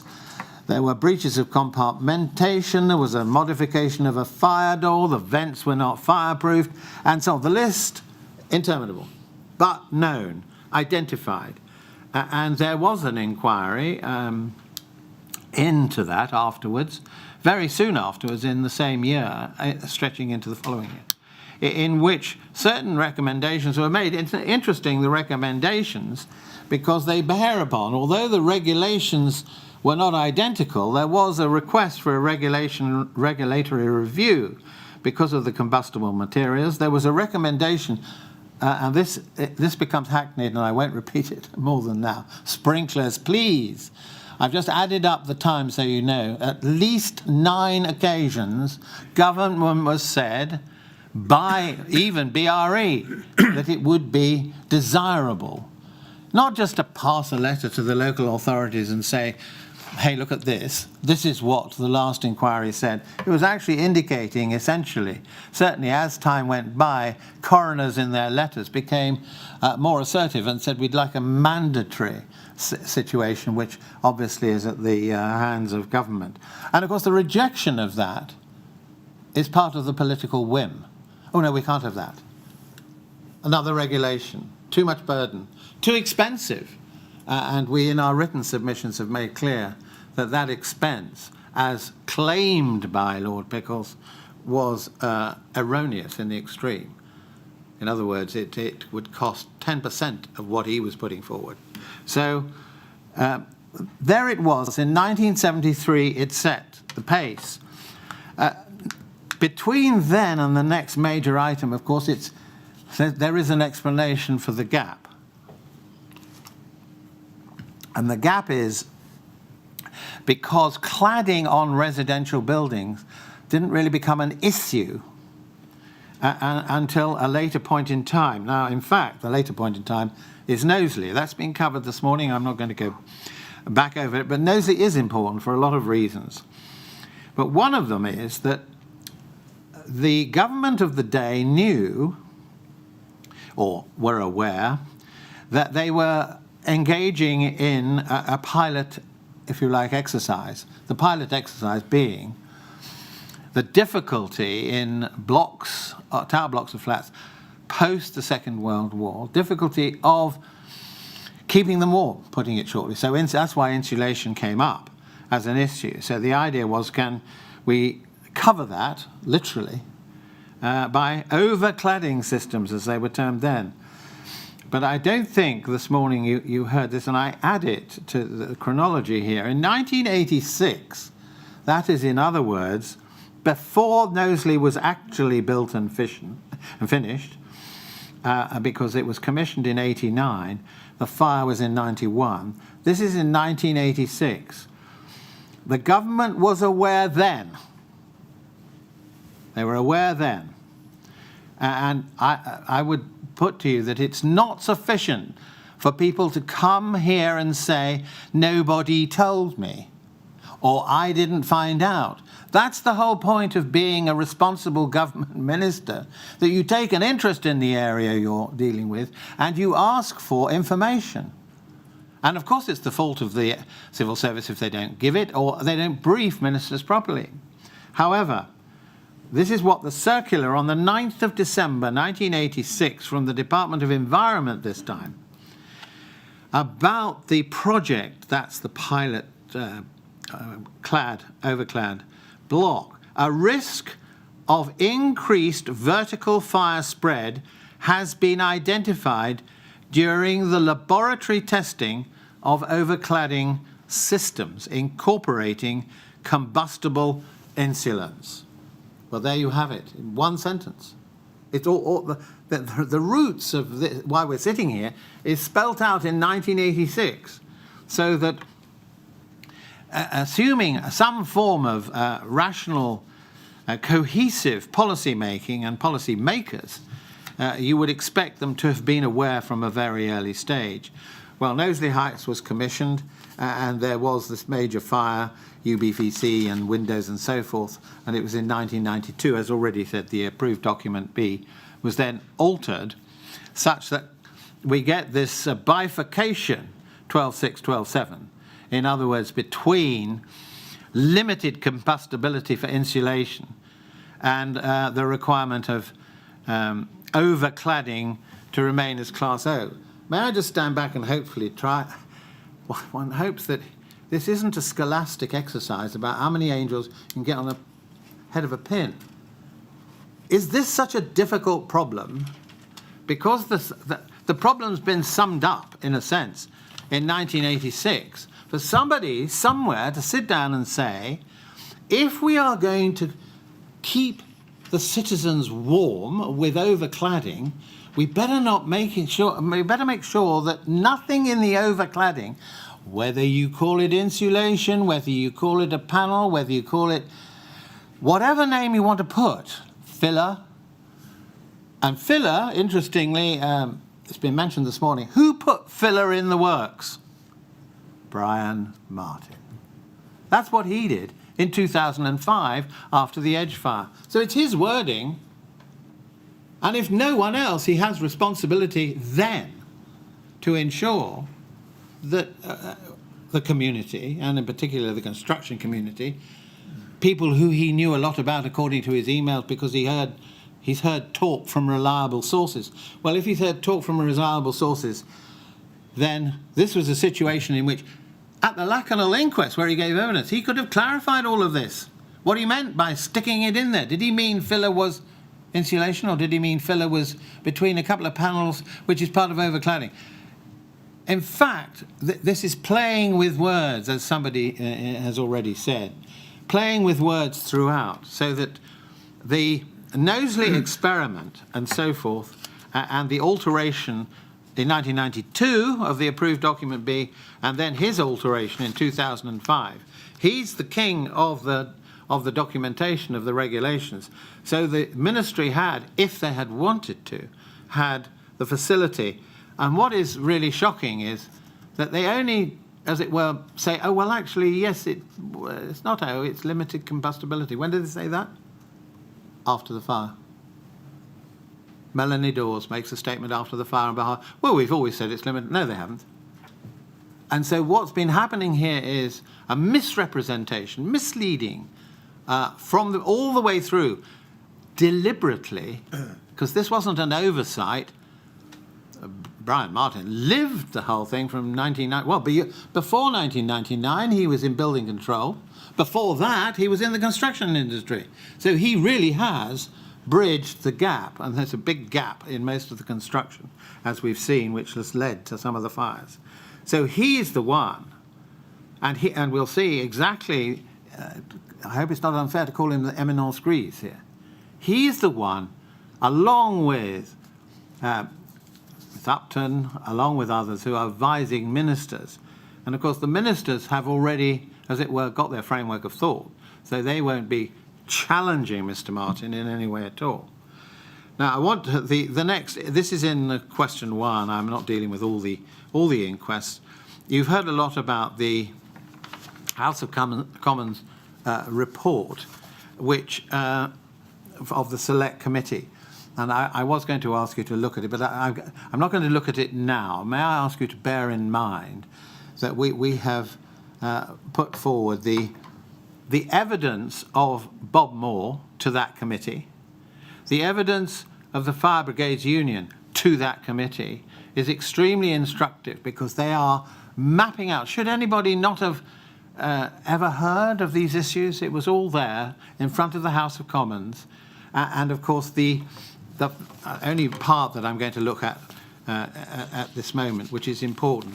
The first report was in fact headed, should anybody have not realised there were risks, from 1986. It's headed potential risk of fire spread in buildings via external cladding systems. Couldn't be clearer.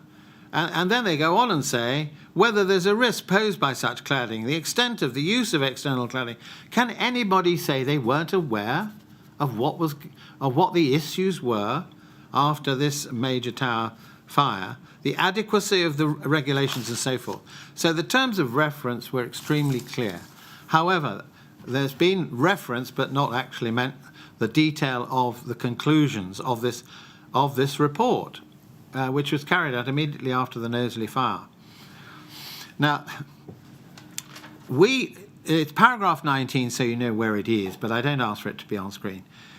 They say this, a joint report: we do not believe that it should take a serious fire in which many people are killed before all reasonable steps are taken towards minimising the risk. And then they go on to say small-scale tests are not really sufficient or appropriate. But then the following one, paragraph 20, this is really important. This is way back, therefore, when this was, and in fact it's the year that Brian Martin actually joins the BRE, who also gave evidence. And may I pause for a moment? The committee, if you look up the membership of the committee, which again I'm going to show you on a sheet, but I can tell you, if one was to ask the question, who do you think was a member of this committee out of all the people in this section? Lord Pickles. He was a member of this committee. To give him his due, he left in 1998, so just before the report. But again, as somebody in his position, wouldn't we say have been unaware that the committee he'd been sitting on had continued with this work and come up with this particular proposition? We believe that all external cladding systems should be required either to be entirely non-combustible. Important. Because, of course, I just paused there, because Scotland, as you may be aware, took a different course. And so after Grenfell had happened, Scotland was able to say they hardly had any buildings that qualified in the way that Grenfell did. So they were saying either non-combustible. So that's, that was an opportunity. We're talking about opportunities missed. This was an opportunity after this report for the government of that day, which was soon to be, not so very long after that, another government wedded to the changes we've already talked about. So this was an opportunity to make changes.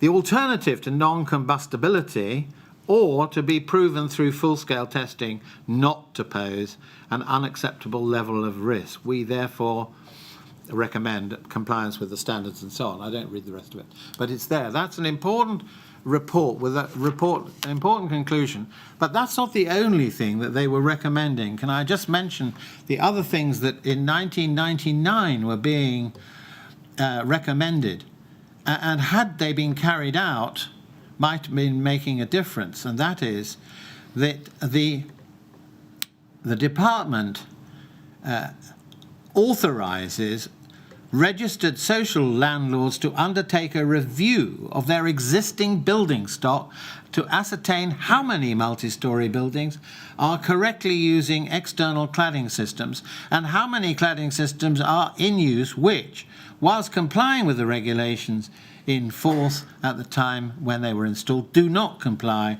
with current regulations. A register, because after Grenfell, if a register had have been established way back, then it would have been far easier to identify where the problems lay with high rise. And additionally, they also said they recommended fire safety assessors be reassessed themselves for their competency, and they should be called in to evaluate what work may be necessary in order to minimise the risks that they're talking about. Again, something that came up later. These are, in other words, this is old hallowed ground which we say government knew about and ignored all the way through. And then they make something which is important. They actually note that both Class O and limited combustibility are different from the classification of non-combustible. So if there was any confusion, this was the opportunity for Mr. Martin or others, as he later transferred to the department, to get, as it were, to get on top of the distinctions that shouldn't be made when one's dealing with the outside and risk outside of a building and risks to those who lived within. And then obviously one comes, there were inquests in between with recommendations for rule for 43 letters. I won't go through those. And then one gets to Lacanal. You're aware of the headings there, particularly the top one, stay put and get out. I didn't show it in the last occasion, but it's important because Mr. Shah, who's here today, Shah Ahmed, I put it in the submissions before. I come back to it because that's what they're living with. He took a photograph of what was in Grenfell Tower at the time, when I started the period with him in 2010 and the fire in Grenfell Tower at that time. What did the notice say? Nothing about stay put. It said get out. Nothing for the rest of them. That's all there was on it. And if you need any, contact the town hall. Now, I'm not going to look at the, but that's all it says. So the review of stay put that was being suggested had been suggested in the Isle of Man case, suggested again in Lacanal, and I'm not going to go through all the recommendations because that's been done. None of them were actually adopted and taken up at all. Stay put still being one of the most important, although as a result of phase one, and you will be aware of it from other evidence in other modules, that the stay put policy now has been revised, and and of course it links to compartmentation and it links to evacuation, which in turn links to the disabled and the vulnerable. So there's a kind of knock-on effect that once you start examining something, which should have happened after Lacanal, and I think those of us who practice have often wondered how frustrating it must be for coroners who take time to write it out in detail, knowing that possibly what they're saying will be, as they put vernacular, on the back burner and actually won't be activated. And that is precisely what happened in the Lacanal case. Now, I'm not going to do more on this set on the Lacanal aspect, other than it's been touched on as well. The inquest itself, by this time, Lord Pickles is in post, as it were, and Brian Martin is there as well. The inquest took, he's giving evidence, the inquest took best part of 2013 in the beginning months, and the letter sent to Lord Pickles was sent in a very timely manner right at the end of it. And it had a lot of publicity, so even if you are shielded in your department, you don't know what's going on in the department, you only have to watch television and you'd have seen the images of Lacanal because it was so, at that stage, dramatic. And so the fact of the fire, the fact of a coroner coming up with very detailed recommendations, which would have made a difference, we say, had any of them been activated, but none of them were. So one turns really to a section and I'm skipping over foreign fires, lacrosse, and all the other ones that come in the list, and the constant recommendations that were coming up. Before we get to the fact of the next question, there were no steps taken. I don't take time over going through what steps were not taken because you have it. But we then come to, therefore, the question, why were there no steps taken? In other words, the underpinning of this policy of government, which we say is extremely important to understand why this happened. Housing policy is part of it, but the radical housing policy is part of a much bigger policy determination. And we say, reading it now, well, even then, these are important statements, policy statements being made by the head of government, and therefore ministers and percolating down to local authorities must have been aware that what was coming into power in 2009, just after that, I say 2009 for express reasons, these speeches about the role of health and safety didn't start once the Cameron government were in power. They started in 2009. And what was being said in 2009 has a bearing again. It's very interesting because the critical period for Grenfell Tower and Mr. Shah Ahmed had been, as I put in the last submissions, 2010. In 2009, what was being said and broadcast by the potential Prime Minister as he was then? He was bemoaning 12 years of government obsessed by legislation and regulation, and stating this: the risk-averse culture has damaged our economy, our politics, and our society. Now, that's a bold statement. It's an ideological statement, and I think that one can't, as it were, demur from that. Is exactly what it is, and it's what's on the tin, essentially, because he's setting it out well before. And he promised at the same time as this, at the end of 2009, that his government would bring to health and safety the presumption that there's no such thing as a risk-free environment, and efforts to eliminate all risk will eliminate enterprise, creativity, achievement, innovation. Is there anything it doesn't affect? We say this couldn't be a clearer statement. It can't be fudged. It's not an accident of history. This is a deliberate policy set out by Mr. Cameron and adopted by his cabinet and government. Appreciate it was a coalition. In October 2010, so it's the next year, he goes a bit further. He wants to scrap health and safety rules that put people off. Then he talks about Mr. Pickles, the big man on the side of the people, and in the party conference in 2011, so it's year after year, the shadow of health and safety is holding people back. This isn't how a great nation was built. Britannia didn't rule the waves with armbands on. Well, there we are. It's ridiculing, humiliating health and safety, and relegating citizens, as it were, to effectively a bonfire. So it's extremely serious when one gets essentially to the main speech, which I do think is important to recall what he said. It was a New Year's resolution, comes the year later, 2012. And this we say, he needs to be here to answer what he meant. Because if it's going to be said through his protégés, through his ministers, or whatever, that he didn't mean what he said, well, let him come and say that. But this is what he did say: to kill off the health and safety culture for good. I want 2012 to go down in history, not as just the Olympics year or Diamond Jubilee year, but the year we banished a lot of pointless time wasting from the economy. And the British life, once and for all, it has become an albatross around the neck of businesses, costing them billions of pounds a year, a feared health and safety monster to be slain, so that businesses feel they can get on, they can plan, they can invest, they can grow without feeling they're going to be strangled by red tape and health and safety regulation.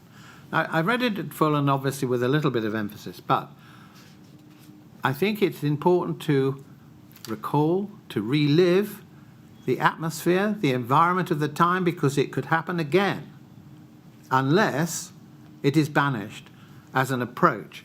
It doesn't matter which party's in power, which party espouses this kind of ideology. It is not, we say, to be adopted again. It gets worse with the red tape challenge itself, which indicated, this was Oliver Letwin, a couple of years later in 2014, a call to minimise risk is a call for a cowardly society. It really is putting people who dare to say, what about this, what about that? It's not just about cutting regulations, which they were doing as well, but it's about not introducing anything that's going to cause more trouble and expense for business. And it's very interesting that in none of the speeches that we found is there a single word said about health and safety by those who are perpetrating this policy. So therefore, that's the background which we say cannot be dismissed and needs to be confronted, and there needs to be accountability for setting that kind of agenda. But I want to interpose, if I may, I'm watching the time, I think I'm getting close, however, I can do it fairly rapidly. And this is in a sense, I hope it's not in part a tribute to Sir David Amis, the late Sir David, because it may not be known to the public just exactly what he did. And it wasn't just him. And it wasn't a pressure group. It was part of our democracy. The ability of an all-party group, which some crave, an all-party group, the APPG, in relation to fire rescue safety. And I'm going to start with what he said at the end of his tenure, in a sense, although not at the end of his life, after the fire at Grenfell Tower. So it's 2019 he said this. It's a compelling insight. Over the past 6 years, the all-party group has met resistance when seeking improvements to fire safety, despite compelling evidence that such measures should be introduced. In the 13 years since regulations were last reviewed, nothing has happened. It is perhaps rather easier for a Conservative member to make these points than it would be for other members, because we should never have got to the position of the Grenfell Tower fire tragedy, especially after the warnings and recommendations from the coroner after the Lakanal House fire and the 2013 inquest. The Rule 43 letter to the Secretary of State, it is the fault of every member of Parliament that our voice was not heard and the recommendations were not listened to. Well, deference to him, perhaps I just add or alter the last word.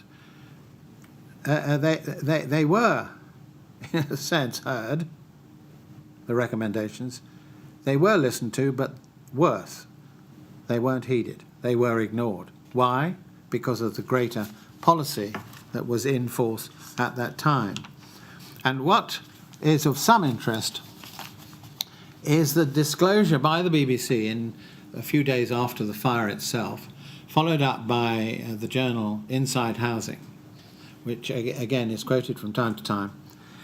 They revealed that this committee, over the period of time that they were after the fire, so from 2014, in fact, I think it is, through to 2017, the committee wrote 21 times saying the same thing. Basically, when are you going to do something about the recommendations out of Lakanal? Reviewing ADB and so forth. Sprinklers, all the issues you heard about. Now, I'm going to just ask for one to come up in the last few minutes, but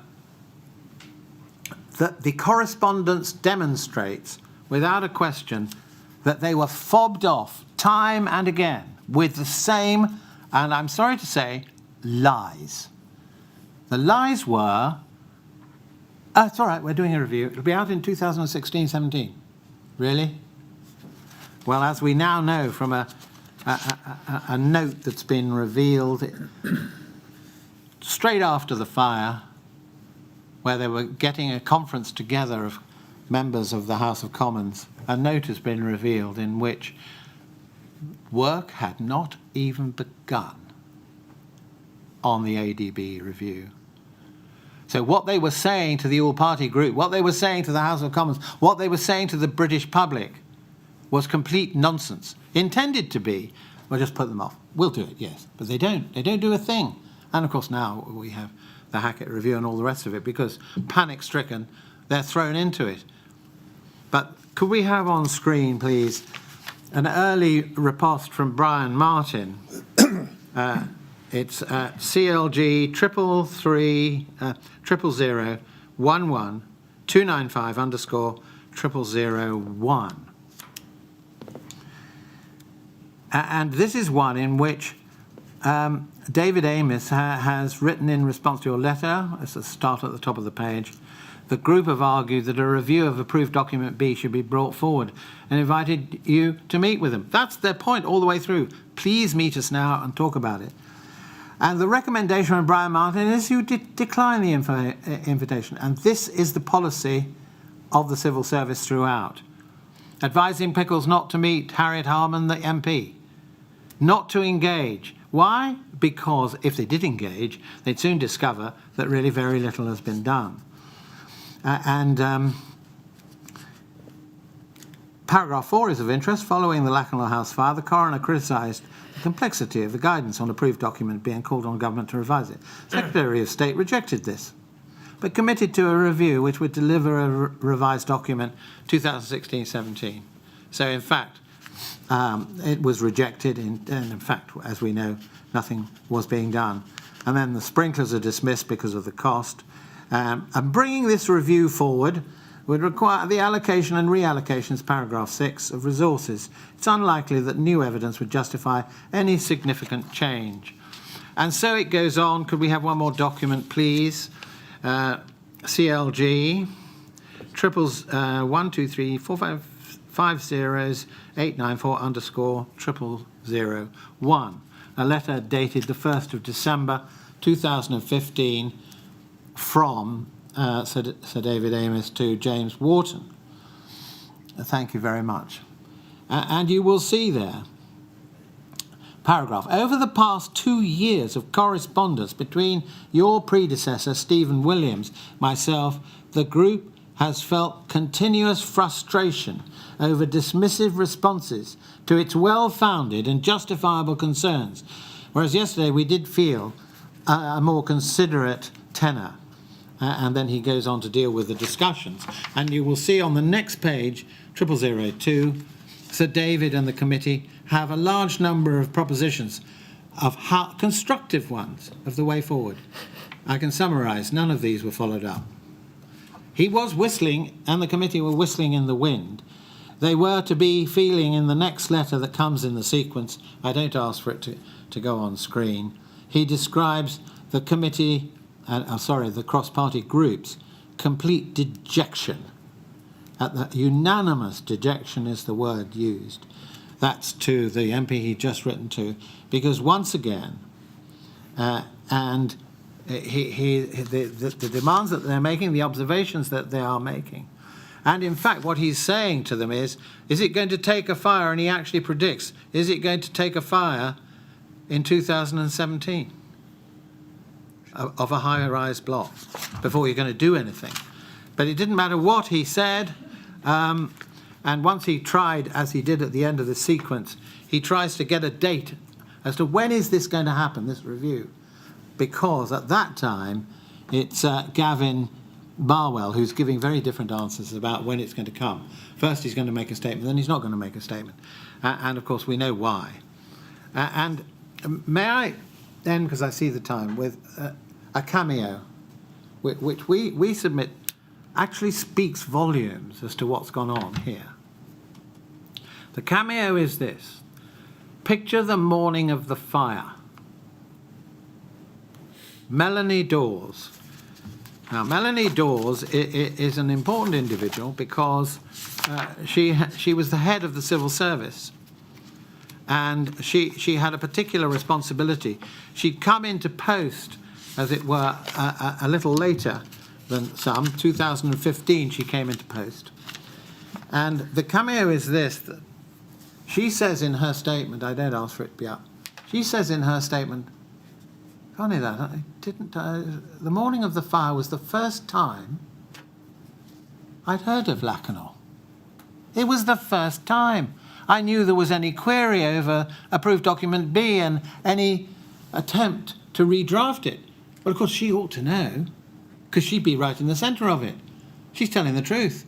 She didn't know. Why? Because Lacanau didn't matter, I'm afraid. And Lacanau and the recommendations, even the deaths, had not spurred them into action instead of misrepresentation. So what she said is very interesting that she didn't know. But even bigger question, why did she start thinking about Lacanau? Was it something she read in the Braves? Or was it Lord Pickles ringing her up, or something? Because within a few days, he was asking interesting questions, little cameo, on the 22nd of June, when they were putting out what was meant by approved document B. He said, and he asked for access to his documents. What did he want to know? He wanted to know what the response of the department had been to the recommendations and to the all-party group warnings. So there we have a little cameo of what's going on there. It may be he just had a loss of memory, or maybe some of the, can I call it the Claire Williams Lacanau moment, had suddenly, as it were, come home. To complete the cameo, it's on the morning of the fire that the Red Tape Challenge are meeting. Not to secure health and safety, quite the opposite.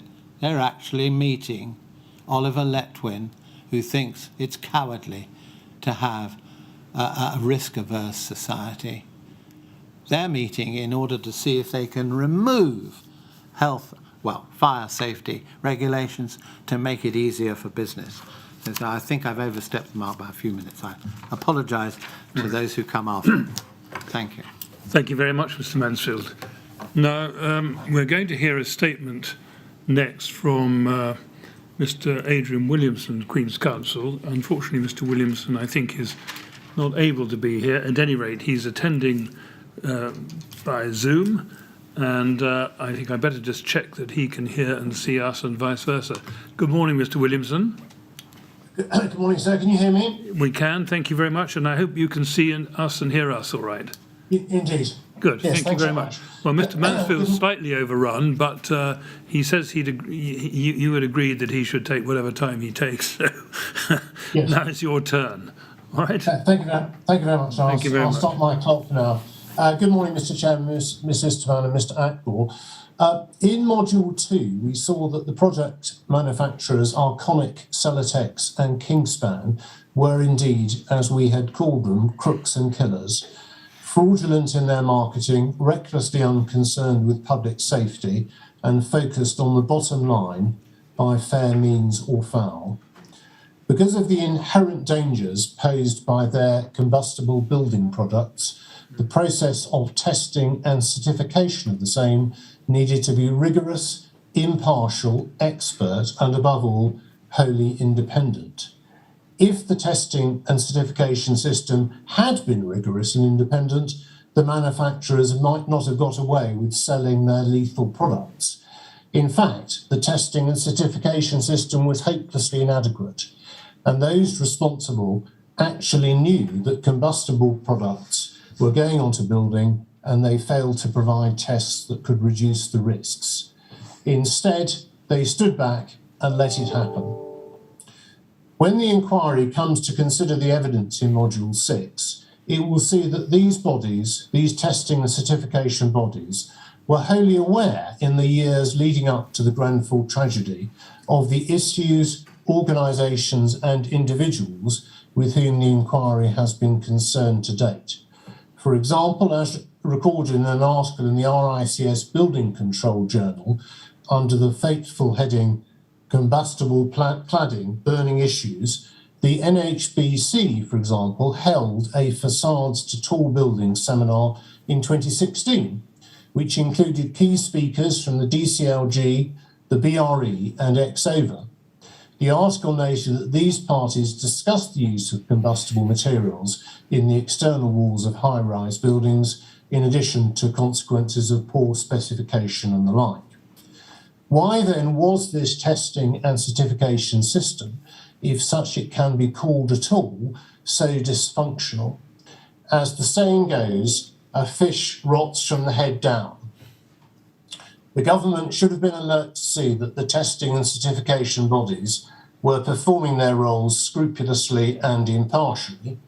In fact, as we've already heard today from Mr. Mansfield and Ms. Barwise, successive governments were seeking to stand back and let the market work its magic. The key figure within government, again as we've heard, was Brian Martin. He had long been aware of the risks of employing the type of material used at Grenfell. These dangers were not disputed, but nothing was done. Instead, Martin took an attitude that was complacent and collusive with a dangerously out of control industry. For example, as long ago as 2008, concern was expressed to him by someone called Philip Reed about fire safety surrounding types of composite panels. Mr. Reed said that there were loopholes in the existing framework that allowed manufacturers to offer products that were misleading in their sales documentation and were a genuine fire risk to the public. Martin's response could scarcely have been more dismissive. He said, if you're concerned that a manufacturer is deliberately misleading people with its literature, then that's something that should be taken up with the relevant Trading Standards Authority.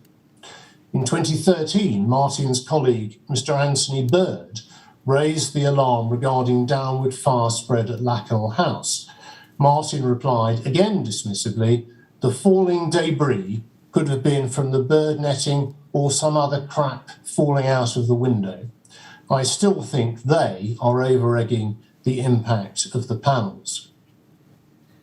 As late as 2016, only a year before the fire, Martin said this about the regulatory framework. Could we have up, please, CLG 3031093 at page 4 at the bottom of the page.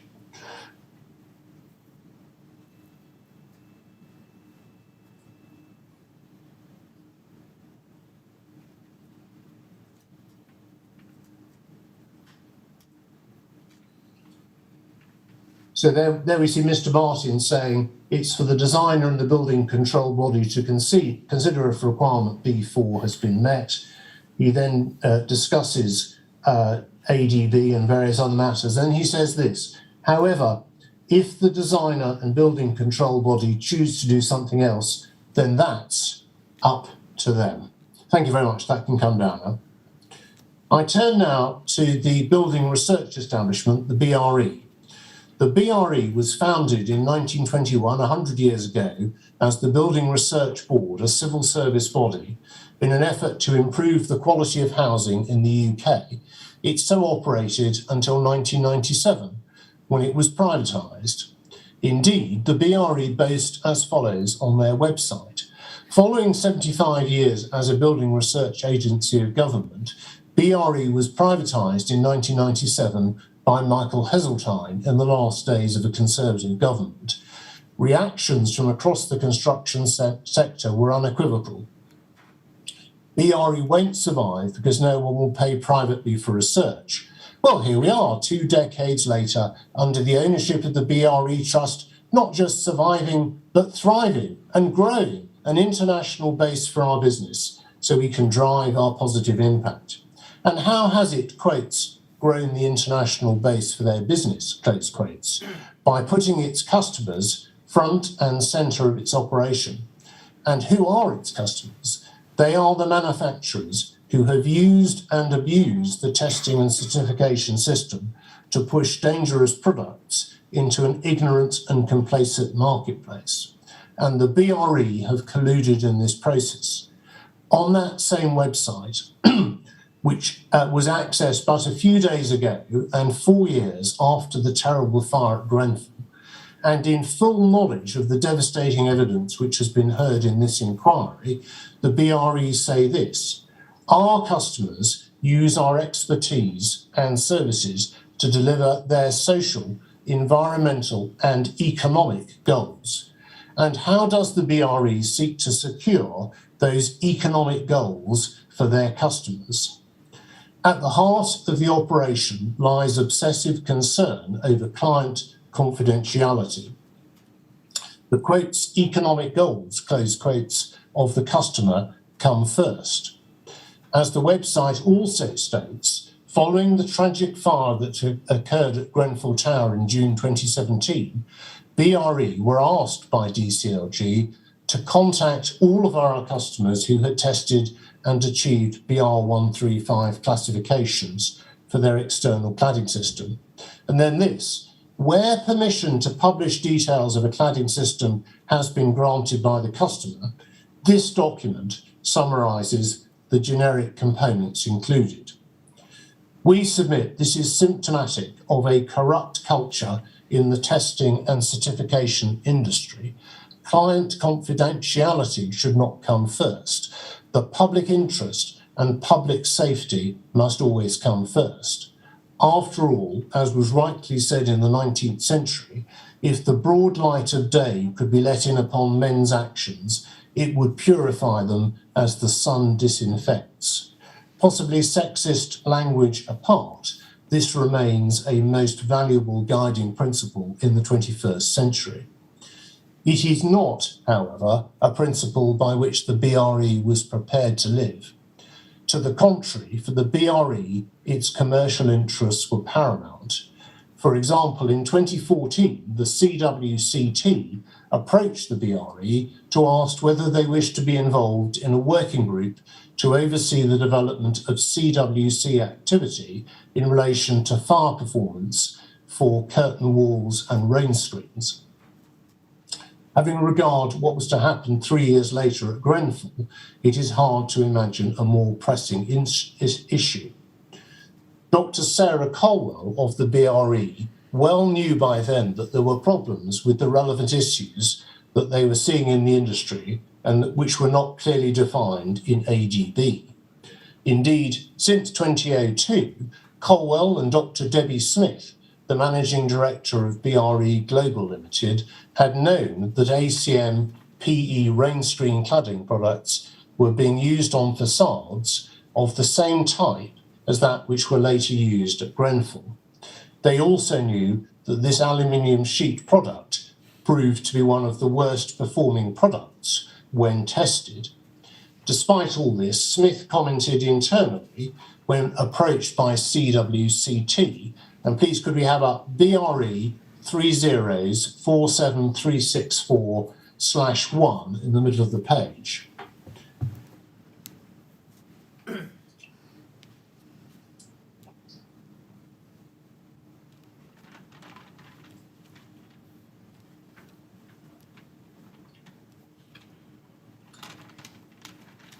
And there we see Debbie Smith saying, "Whoa, this looks very dangerous. We need to discuss our strategy to ensure that we don't end up handing the fire safety manual to CWCT, a competitor, losing the need for BR135, BS8414, etc., etc." Thank you for that. We can take that down now. Furthermore, the BRE generally, and Smith in particular, seem to have taken a remarkably hands-off approach to their role. Their line was not to let in the disinfecting light, but to shrug their shoulders and say, "It's not my job, Gov." Smith observes in her witness statement given to this inquiry, indeed, that BRE has no subsequent role or responsibility in relation to any performance claims which the test sponsor, their client, may make for the products or systems which they sell into the market. In summary, the BRE is an organisation in need of root and branch reform, beginning with a return to the public sector and the adoption of an unequivocal ethos of public service. it is striking that following the fire, UCAS prepared an assessment report on the BRE after examining a number of test job files and associated documentation related to BS 8414 testing. The report makes depressing reading, for example, UCAS observing that those who were carrying out the tests had no ostensible qualifications so to do. I turn now to the CWCT, the Centre for Windows and Cladding Technology. They are a trade body whose stated purpose is to publish standards and guidance in relation to fire resistance, facades, cladding and glazing. Their key objectives are to provide guidance and training in all areas of facade engineering and to carry out research. As we have seen, the BRE regarded them as deadly rivals. However, and unhappily, the CWCT also did little to shine light into these murky areas. They seem to have had limited understanding of the key issues. For example, at a board meeting in July 2013, Wintec, who seemed, to be fair, to have been more on the ball than most, raised concerns about misunderstandings regarding insulation, since Class 0 products did not meet the fire regulations. CWC agreed to look into this, but seemed to have done nothing about this crucial confusion. A year later, but still 3 years before the fire, the CWC Fire Group noted at a meeting that there was, quotes, a degree of ignorance with some people confusing Class 0 with limited combustibility, close quotes, and that Clause 12.7 of ADB did not make clear the necessary prohibition on the use of polyethylene cord ACM in buildings. What is so remarkable and so disheartening is that this was a meeting attended by many of the key players in this tragedy who have given or will be giving evidence in this inquiry, including Colwell of BRE, Martin of DCLJ and Ivor Meredith of Kingspan. The issues were plainly before them, and yet the CWCT was unable or unwilling to address them effectively. I turn next to the LABC, Local Authority Building Control, the organisation which represents all local authority building control teams in England and Wales. According to their documentation, they are said to be independent, impartial and expert. However, in their dealings with the crooks and killers, the LABC were in fact neither independent, expert nor impartial. The first key LABC certificate we are concerned with in this inquiry is the one issued for Kingspan's K15, which supported the false claim that the product was of limited compostability. This seems to have been brought about by informal conversations between Pack of Kingspan and Barry Turner of the LABC. It appears that this certificate was subject to little or no scrutiny. In fact, the drafting of the document, as we heard in Module 2, was entrusted to an officer with little or no experience of facade compliance in 18-metre buildings. Despite receiving a letter from Rockwell in 2009 asking how K15 could possibly be thought to be of limited compostability, the LABC entirely failed to address this false claim until the issue of its registered detail in August 2013. However, it's important to note that despite these concerns having been raised, this detail still claimed that K15 was compliant as a product with BR 135 when no such classification existed. Further, as we know, BR 135 cannot classify a product, only a system. How did this come about? Well, it is clear that the LABC were not independent, but were far too close to manufacturers like Kingspan and far too dependent upon their business. Thus, in July 14, one sees Mr. Ewing of the LABC excitedly informing his colleagues, following a visit to Kingspan that he had, could we go to LABC 302686, page 1,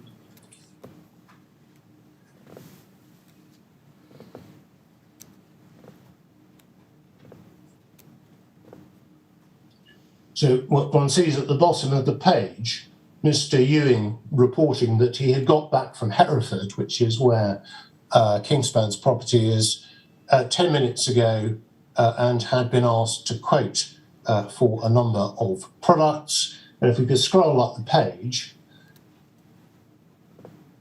we see the response from the colleagues, fan bloody tastic, and we'll save this failing company yet. And Mr. Ewing then reported that Justin Davis of Kingspan had been really impressed with our approach. I think we can take that down now. Furthermore, the LABC were internally subject to exactly the confusion which the CWCT had been discussing.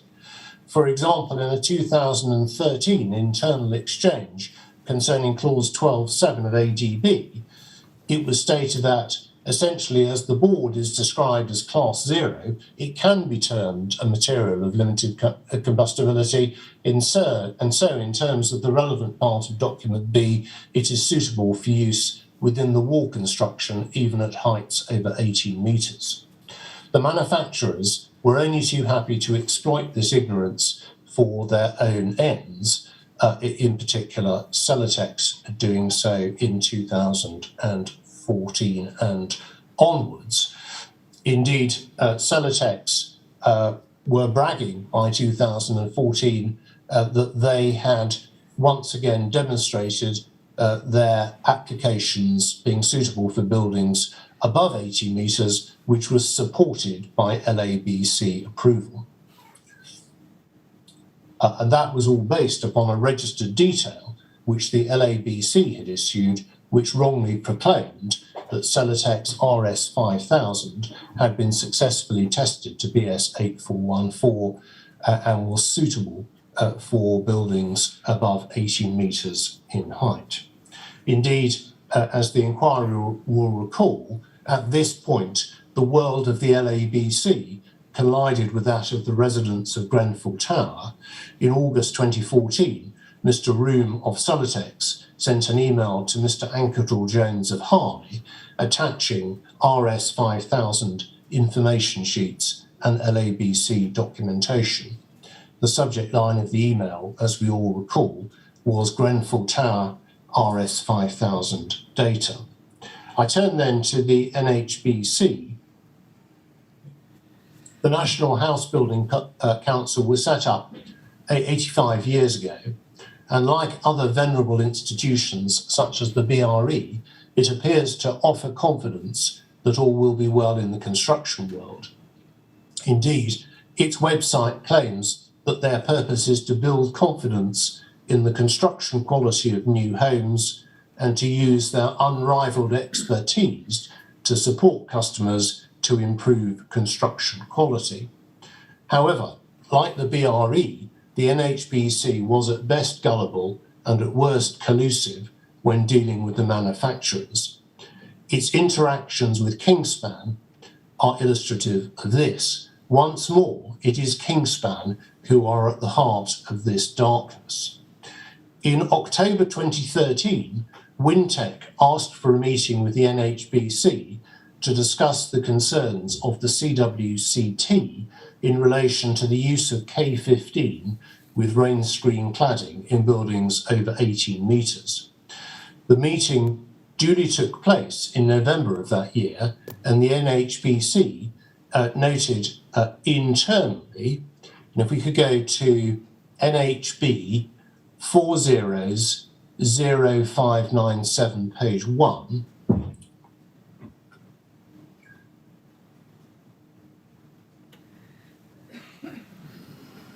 so it was reported internally on the basis of what Wintec had said, that the K15 had been tested in one instance on a masonry wall construction. On that basis, Kingspan were claiming that it was suitable for use in buildings over 18 metres high, but continued Mr. Lewis of NHBC, when you dig down to the detail, it's only acceptable if the wall construction is exactly the same as that tested. Most of our schemes are steel frame with a Metsec or similar external wall build-up, and so the Kingspan test doesn't hold true. And if we follow the ADB and BR135 guidance, we shouldn't be accepting it. Even with a cementitious lineable, the product is still combustible and so doesn't meet ADB recommendations. Thank you if you can take that down. The NHBC then seemed to have investigated the position with Kingspan. Indeed, they went so far as to produce a draft memo to them in February 2014, raising concerns about the new version of the BBA certificate and asking for clarification as to the technical basis upon which changes to that certificate had been made. However, despite this, and despite the importance of these issues, by June of that year, matters had not really progressed very far. The NHBC therefore wrote to Kingspan, and they said this: unless additional test evidence supporting the use of K15 in constructions which differ from the BS 84141 test can be provided before 30th June 2014, NHBC Building Control Services will need to reconsider the acceptance of K15 in buildings over 18 metres as fit for purpose. They received an evasive response from Meredith. Kingspan were clearly playing for time. A little later, Brian Martin, as we've heard, notified the NHBC that he had heard quotes from relatively reliable sources, close quotes, that several buildings had been erected where PIR insulation had been used in cladding panels well over 18 metres in height, and that people were under the impression that PIR was a material of limited combustibility, which it was not. Despite all this, in October 2014, the NHBC was still merely discussing the results of testing carried out by Kingspan and holding a meeting with them where test reports were presented and discussed. There was plenty of talk, but no apparent desire on the part of the NHBC to wage war on these unsafe products. What instead the NHBC did was to hold yet further meetings in November 2014 with the BRE and Arup Fire. It is poignant to note that, again, key witnesses in this inquiry were discussing at this meeting the very issues which this inquiry has had to wrestle with. For example, in this meeting, Arup, I think Dr. Lane, stated that they were, quote, deeply concerned about the use of combustible components within external wall constructions of high-rise buildings, and also that they felt that the current guidance was not sufficiently robust. What then happened was that the NHBC did finally resolve to take some action, but at the most leisurely of paces. In February 2015, when this particular saga had been ongoing for 18 months, it was minuted by the NHBC that. And could we go to NHB 402667 at page 3?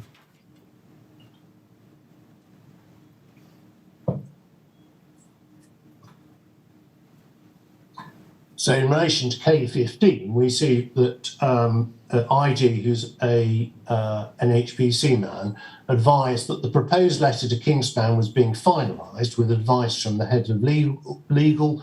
There were also discussions with the BBA and that the NHBC were keen to find an acceptable solution in conjunction with the BBA. Thank you. You can take that down now. The action arising from all this was that the NHBC in March 2015 sent out a note to builders on the use of combustible materials in buildings over 18 metres. However, and startlingly, this was couched in general terms and did not even mention K15. A clue to this course of action may be inferred from the fact that the NHBC had only felt able to deal with Kingspan at all with advice from the head of legal, no doubt because they were fearful that Kingspan would resort to litigation if their position was under threat. The NHBC were also aware of the dangers and limitations of the testing of RS5000, the Celotex product, and even went so far as to raise these concerns with them. However, the evidence shows again and again that the NHBC took far too relaxed a stance when it came to allowing RS5000 to be specified. At this point, I should say something about the issue of desktop studies, which Ms. Barwise has referred to. During their exchanges with Kingspan, the NHBC and LABC, whilst being perfectly well aware that there were serious issues with the full-scale testing route, started to draft the first edition of what would become the BCA Technical Guidance Note 18. We submit that this was a particularly problematic piece of guidance, since it legitimised the use of desktop studies in place of further testing. Initially, this only permitted UCAS-accredited testing laboratories with testing data already in their possession to carry out the studies, but then the scope of the note was further widened.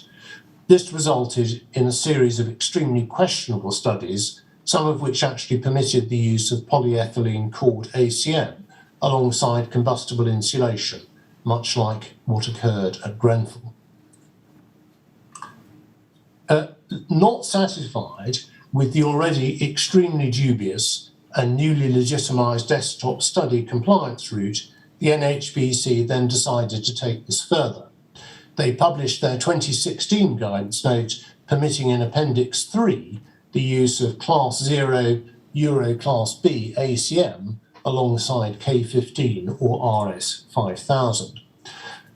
I should now briefly say a few words about two other bodies, UCAS and the BBA. The United Kingdom Accreditation Service is the national accreditation body for the UK, appointed by government to assess organisations that provide certification, testing, inspection services. We have significant concerns about the role and performance of UCAS. However, it has not been possible to deal with UCAS in these submissions owing to the lack of relevant disclosure so far provided. We expect that we will have more to say about them once that disclosure has been provided. The British Board of Agreement, the BBA, too have lofty aspirations, claiming on their website that for 50 years they have been helping the construction and manufacturing industries build confidence in the solutions created throughout the supply chain. The BBA is not being called to give evidence in this module. That, we think, is a regrettable decision, since the BBA occupies a pivotal role in the current testing and certification regime, and thereby of the regulation of construction products generally. In any event, we invite the inquiry to keep at the forefront of its mind the evidence heard in Module 2, which details the very significant shortcomings in the BBA's procedures and personnel. These are all relevant to the systemic failures with which Module 6 is concerned. Those systemic failures were numerous, persistent and serious. What is so alarming and tragic is that the cladding and insulation dangers which would lead to the Grenfell fire were not in any way unknown. For example, Mr. Lewis of the NHBC, whose document we saw a moment ago, recalls in his second witness statement for this inquiry that he was from at least 2014 onwards concerned about the issue of combustible materials on buildings over 18 metres, in particular the risk of 100% PE called ACM. Indeed, he often made fire safety presentations. In these, he highlighted to the audience that if they identified 100% PE called ACM, then, as could be seen in a video which he showed, it could not be said to meet Regulation B41. The script for a presentation of this kind, entitled Combustible Facades, is before the inquiry. I'm now about to call up an image which shows images of a burning building that some may find distressing and may wish to look away from. Could we please have up NHB 400061 at page 9?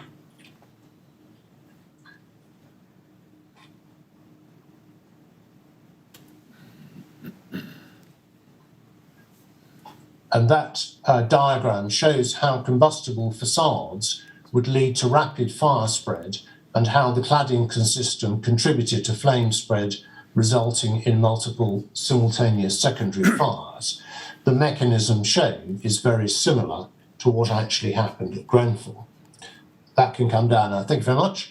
And yet nothing effective was done by any of these apparently authoritative bodies, and the manufacturers were allowed to hide in plain sight. It is noticeable in this context that the opening submissions from these core participants provide very thin gruel indeed. Pious generalities from the NHBC and the BRE, and little at all from the other bodies. Finally, Dame Judith Hackett, as has been referred to, observed in her 2018 report that the current process for testing and certifying products for use in construction is disjointed, confusing, unhelpful, and lacks any sort of transparency.